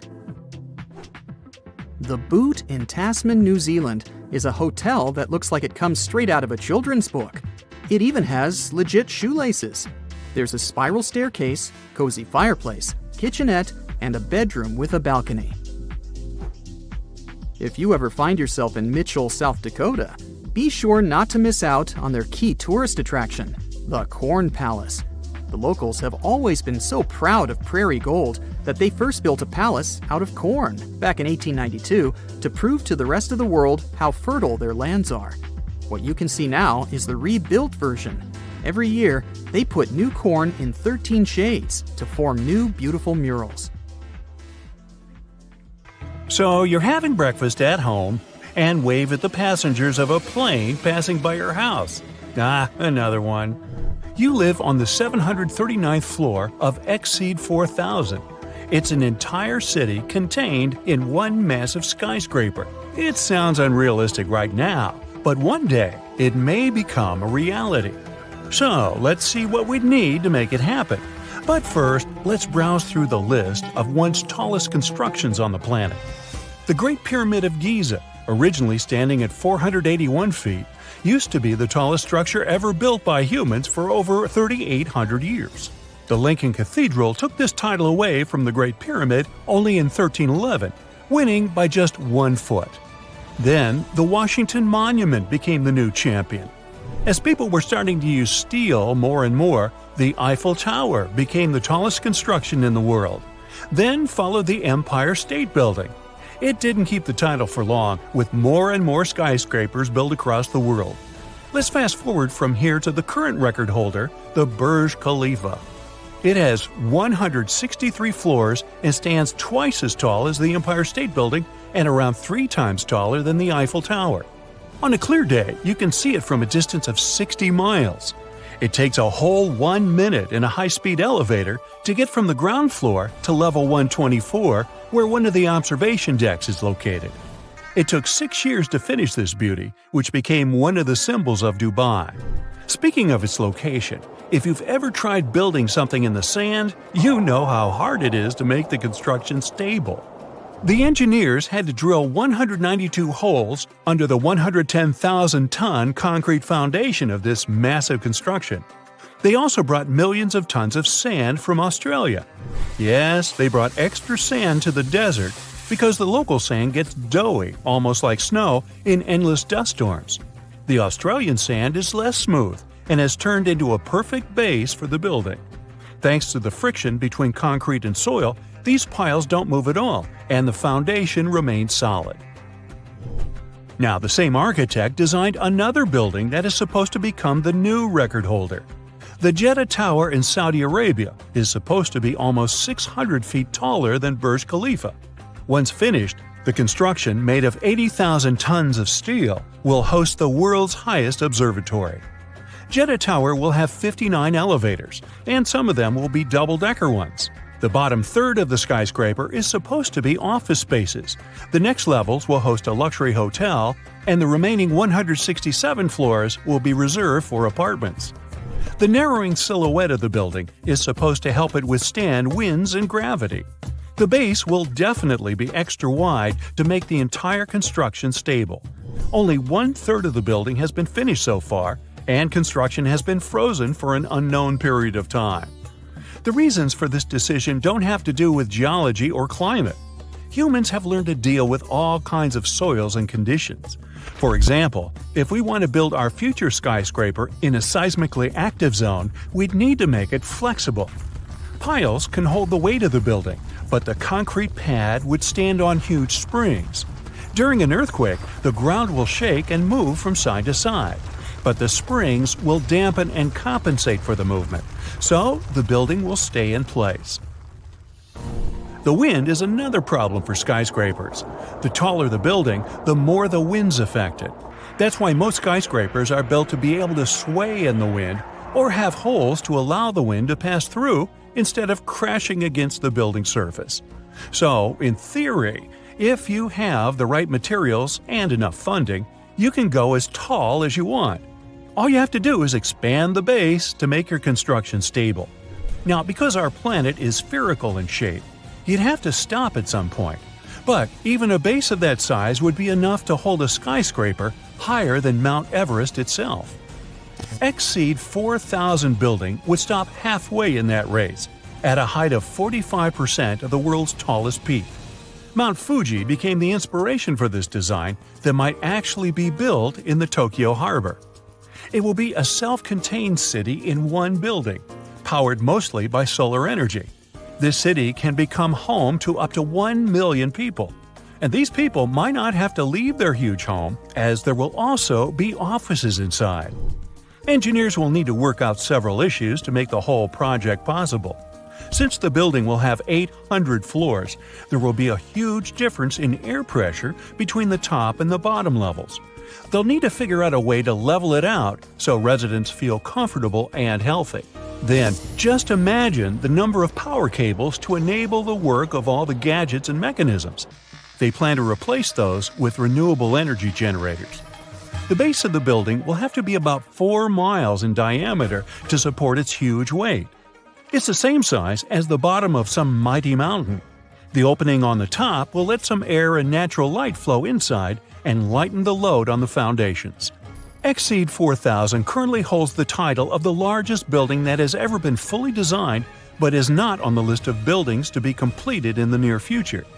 Engineers don't rule out that with new materials and design innovations, it may be technically possible, but it would cost a lot of money. Another ambitious project that is so far just a concept is a 12.4-mile skyscraper. That's 24 Burj Khalifas put on top of each other. Wow! Science fiction author Neil Stephenson, who developed the project, suggested using this skyscraper as a liftoff ground for rockets. The author studied physics before taking up science fiction, so the project could be realistic with the right high-grade steel. Stephenson claimed it would be the cheapest way to launch rockets into space. The engineers would also have to take care of the winds that get pretty intense at a height like this. Speaking of space travel, we might not even need rockets to go up there in the not-too-distant future. The space elevator could take humans up to an altitude of 22,000 miles from the Earth's surface. The idea is actually nearly 150 years old. Both NASA and researchers from different countries agree we're now pretty close to its realization. Some construction companies claim they can build it by 2045. The first big step towards that goal is to test how an elevator would act in space. It will be a unique experiment, and a mini elevator used in it will be a prototype of the future grand project. Scientists are trying to find the right material to replace the regular cable. It would need to extend for tens of thousands of miles and would be too heavy for the future construction. It looks like an ultra-strong material known as graphene could do the job. Testing and building the elevator fit for space and a cable strong enough to hold it is one side of the story. Another problem is space debris, those pieces of rockets and spacecraft orbiting the Earth that could damage the construction if they run into it. But since many bright minds are working to solve this problem, we can be optimistic about it and expect the first launch several years from now. It will open up a whole new era of space exploration, as going up there will become a matter of pushing just one button. Woohoo! Fire! Fire! Everyone gets out of bed and rushes out to the street, but the whole city is ablaze. It's 1871, and the Great Fire of Chicago has just started. For 2 whole days, the Windy City, including the business district, saw nothing but ash, smoke, and flames. The fire stretched out for 4 miles, causing around $200 million in destruction. No one really knows how the Great Fire started, but some theories include a cow kicking over a lantern in a barn that quickly spread to the city. Other theories include a typical human mistake, and even a meteor shooting down from the sky, starting the massive fires. The problem was that any metropolitan area during the late 19th century was made almost entirely out of wood. Throughout history, our ancestors used wood to build shelters, ships, carts, and everyday objects, since wood was literally all over the place. Everything from cooking utensils, wheels, and tools to furniture was all wooden. Walking around town back then wouldn't feel as congested as a typical urban city today. After the Great Fire, buildings became predominantly made out of steel and concrete. China has the oldest and tallest timber building, or a plyscraper. It was built almost 1,000 years ago and is 220 feet tall, which is the equivalent of a 23-story building. It's still standing today after being restored a bunch of times. It survived around 7 major earthquakes. But just because a structure like this is still standing tall today, it doesn't mean we can go around building wooden skyscrapers out of nowhere. A lot of tall wooden structures exist today in Europe and the US, even though they were built after the steel and concrete rise. But they're just between 8 to 13 stories high, not enough to be labeled as skyscrapers. Japan plans to build a wooden skyscraper more than 1,100 feet tall, dubbed as the W350 project. They're scheduled to complete it by 2041 and turn modern cities into wooden wonderlands. The building will be made of 90% processed wood and 10% steel, and it won't be made out of regular wood. They'll use cross-laminated timber, or CLT, which is many sheets of wood glued and stuck together, creating a large plank that is even tougher than steel. But wooden structures are vulnerable to fire. Back at the time of the Great Fire of Chicago, they didn't have fireproof coatings that could be applied on the beams. Even steel structures have such coatings. And the beams of today won't be like the ones in the past. They're sturdy and big, so big that extremely high temperatures can't set them on fire. And in the case of steel, these boiling temperatures that can burn the wooden beams with the fireproof coatings will simply melt the steel structures. So either way, the problem of fire is unavoidable, and the aftermath is still the same, be it wood or steel. Every tall building sways with powerful wind. Wooden skyscrapers are no exception, and might be in more critical danger than their steel counterpart. But some engineers designed a way to avoid this problem by constructing the wooden building out of diamond and triangle shapes. A triangle by nature can have a secured base better than a rectangle. So by creating a triangle base, which would be the bottom third of the building, a wooden skyscraper can resist external forces like the wind. Plus, with such large real estate in the bottom, there would be enough place to build additional housing units or shops near the ground. Building a wooden skyscraper won't necessarily be on site. Engineers and architects will create the planning and blueprints on computers to guarantee the best possible design and structure to ensure aesthetic appearance and sturdiness. Workers can build the standardized models at a nearby factory and transport the prefabricated structures to the site. This system will save more time and have quality control from the ground up. In a concrete building, the cement has to be poured into empty beams and shapes that have to dry in days or weeks. Steel needs to be melted and molded into shapes to fit the structure and design. In the factories, the cross-laminated timber can be cut automatically and supervised by people to make sure nothing goes wrong. This will eventually save costs by not having that many construction workers. And when it's time for building, all they have to do is bring the structure in pieces, put them together, and raise it up. It won't be as messy as a regular construction site and won't take too much time. Only fixing the electrical planning, plumbing, and other internal operations will need a lot of on-site work. Then, a team for the finishing touch will come and do some last-minute brush-ups to make sure everything functions properly. And then, voila! You've got yourself a wooden skyscraper. Wood, in general, is more flexible and lighter than concrete and steel. A wooden skyscraper would withstand an earthquake better than a concrete building and would be less likely to collapse. And since wood is a natural insulator, residents can save on heating and cooling costs. Steel and concrete don't grow on trees, but wood does. And don't worry, it won't even make a dent as far as deforestation. People use less than 1% of the world's woods. Engineers and architects will have special timber farms grown for the purpose of construction. But if the world decided to turn to wood for the buildings of tomorrow, then mass deforestation would lead to extreme disasters in our forests. According to some researchers, replacing steel with wood could impact around 40% of forests annually. That still won't compensate for the new wood grown each year. Having wooden buildings around will help with carbon benefits. It requires less energy to produce than steel and concrete. According to some studies, a large building made of wood will have a much smaller carbon footprint than one made of steel and concrete, which amount to around 16% of global emissions. And since wood is lighter than steel, it'll save on fuel costs and require less to transport it, which will reduce emissions even more. Something like this will take decades to plan out and execute if people really wanted to make the switch. When people started switching to steel buildings, everyone started to notice its benefits.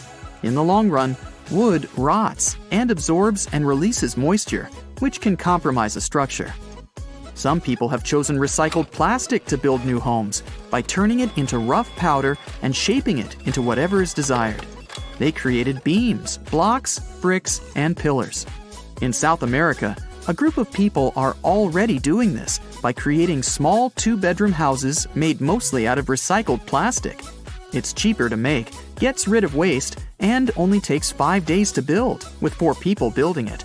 Maybe one day we'll see skyscrapers made out of recycled trash, and maybe even whole cities made out of trash. In Yemen, there's a small city known as the world's oldest metropolis. In the middle of the desert, the locals had to find a way to shelter themselves without the abundance of trees. Shibam, aka the Manhattan of the desert, is made out of fertile soil, hay, and water that were made into bricks and left to bake under the sun for days. This city was a pit stop for many travelers arriving in caravans back in the day. Most of the buildings were 7 stories high, and the ground floors were used to keep livestock and crops. The upper levels were places for socializing and looking out for any newcomers. Mud buildings are natural coolers. The mud repels heat, leaving the cool atmosphere trapped inside.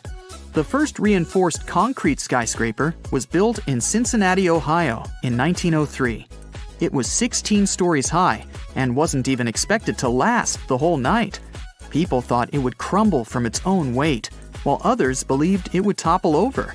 When they removed the support columns, a local reporter stayed awake all night to document the building collapsing. But they were all wrong. If you've ever wondered what it feels like to walk on diamonds, head straight to the town of Nördlingen in Germany. It seems like a typical fairy tale village with cute houses and red roofs. But its walls and streets are actually studded with over 72,000 diamonds. You'll need a microscope to see them, but they're definitely there. When the first people came to live here, somewhere around the 9th century CE, they were positive they were settling down in a volcanic crater. They didn't know the stone they were using for construction was embedded with millions of tiny diamonds, and the origins of the crater were out of this world. An asteroid slightly larger than half a mile in diameter hit our planet around 14.5 million years ago in what is now Bavaria and left a crater 16 miles wide. The bedrock was under such intense heat and pressure that the bubbles of carbon inside transformed into tiny diamonds at a concentration like nowhere else in the world. The locals didn't pay attention to their houses, built of what was left of that asteroid impact, shimmering on sunrise. Then, in the 1960s, 2 geologists arrived from the USA, studied the landscape from a distance, and noticed it didn't look exactly like a volcanic crater. After further research, they realized their theory that the crater was shaped from above and not from below proved right. They even had to change school books after the discovery, not to mislead the students. Once the word of the crater had spread, NASA got interested in it and sent their Apollo 14 and Apollo 16 astronauts to visit it to learn about what kind of rocks they'd find in space and which of them were worth bringing home. A moon rock that arrived with one of the missions is now on display at the local museum, and astronauts still visit the place. The locals, though, are so used to living among diamonds, they don't even find it special. The Australian town of Coober Pedy is known as the opal capital of the world and exists completely underground. The town even has the first 4-star underground hotel in the world. The reason people settled in this area was to work at an opal mine. Back in the day, the miners could hardly survive under the burning desert sun, so someone decided to put a tent directly into the mine. Then it turned into a home. Now, Coober Pedy has around 2,500 residents from different countries, about 30 shops, an opal gallery, museums, a bar, and other buildings, and is a popular tourist attraction. The town of Monowi, Nebraska, in the USA, has a mayor, a clerk, a treasurer, a librarian, a tavern keeper, and a bartender. Yet, the population is officially just 1. Elsie Eiler has been doing all those jobs, paying taxes to herself, and voting herself for mayor since 2004. Back in the 1930s, Monowi had a population of 150 people, grocery shops, and restaurants. When farming conditions got worse, people started leaving family by family until it went down to 1 person. If you feel like saving some money on house construction, look up some property in the Spanish town of Centenil de las Bodegas. 3,000 residents live under and into the sides of the Cadiz Mountains and use them as natural walls and ceilings. The first settlers moved in here back in prehistoric times. The rocks keep the houses cool in the summer and warm in the winter. Neft Dashleri in Azerbaijan was built as an oil platform in 1940, directly in the Caspian Sea. Once they discovered rich oil deposits, it started growing and is now made up of a network of platforms with around 5,000 people working and living here. The town has apartments, bridges, a library, a community center, and even a movie theater. The Japanese village of Nagoro has an unofficial second name, the Scarecrow Village. The last children were born here over 20 years ago. It officially has less than 50 residents, but it feels complete thanks to 350 life-size human dolls. When a local lady came back here in 2000 to look after her aging father, she saw the empty streets, shops, and schools. To change that, she and her friends started making cute dolls to replace the residents. The entire town of Whittier, Alaska, lives under one roof of a 14-story building of a former barracks. That's around 220 people who live here all year round, plus all the shops, a police station, a post office, a hospital, and a church. The locals are mostly working in commercial fishing, recreation, and tourism, or for the state ferry and railroad. The idea behind having everyone and everything in one place is to save money on heating in the always cold climate and let the people do all their business inside. This way, they don't have to face the unbearably strong winds. There's a town in Svalbard, Norway called Longyearbyen, where the sun sets on October 25th and doesn't rise again for the next 4 months.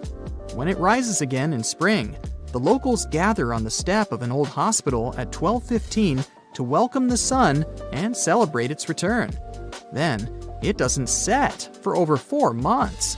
It happens because of the way the Earth is tilted on its axis. The sun only rises and sets once each year at the North and South Poles. Longyearbyen is the northernmost town in the world, so it gets affected by that. Its residents occasionally see polar bears and reindeer in the streets and get around on snowmobiles. The Italian village of Viganella was built right at the bottom of a deep valley and on the wrong side of the mountains. They cast huge shadows and deprived the village of the sun for the entire winter. The locals used to live like that for centuries, until one engineer decided to build a large mirror high on the opposite slope of the mountain. It's operated by a computer and reflects light on the central square of Viganella for at least 6 hours a day during the darkest months. Santa Cruz del Islote in Colombia is one of the world's most crowded islands, with around 600 residents in a 2.5-acre area. Fishermen built this island on a coral platform over a century ago. They chose it because of its beautiful location and the absence of mosquitoes. The families of the original settlers were growing, and most of them never left the island. You'll only find people with 6 different last names living here. When the family needs extra space, they just add an extra floor to one of around 100 homes in town. Now it has a school, shops, a church, and 1 restaurant. There is no traffic, since the streets aren't wide enough for cars or trucks, and the distances are perfectly walkable.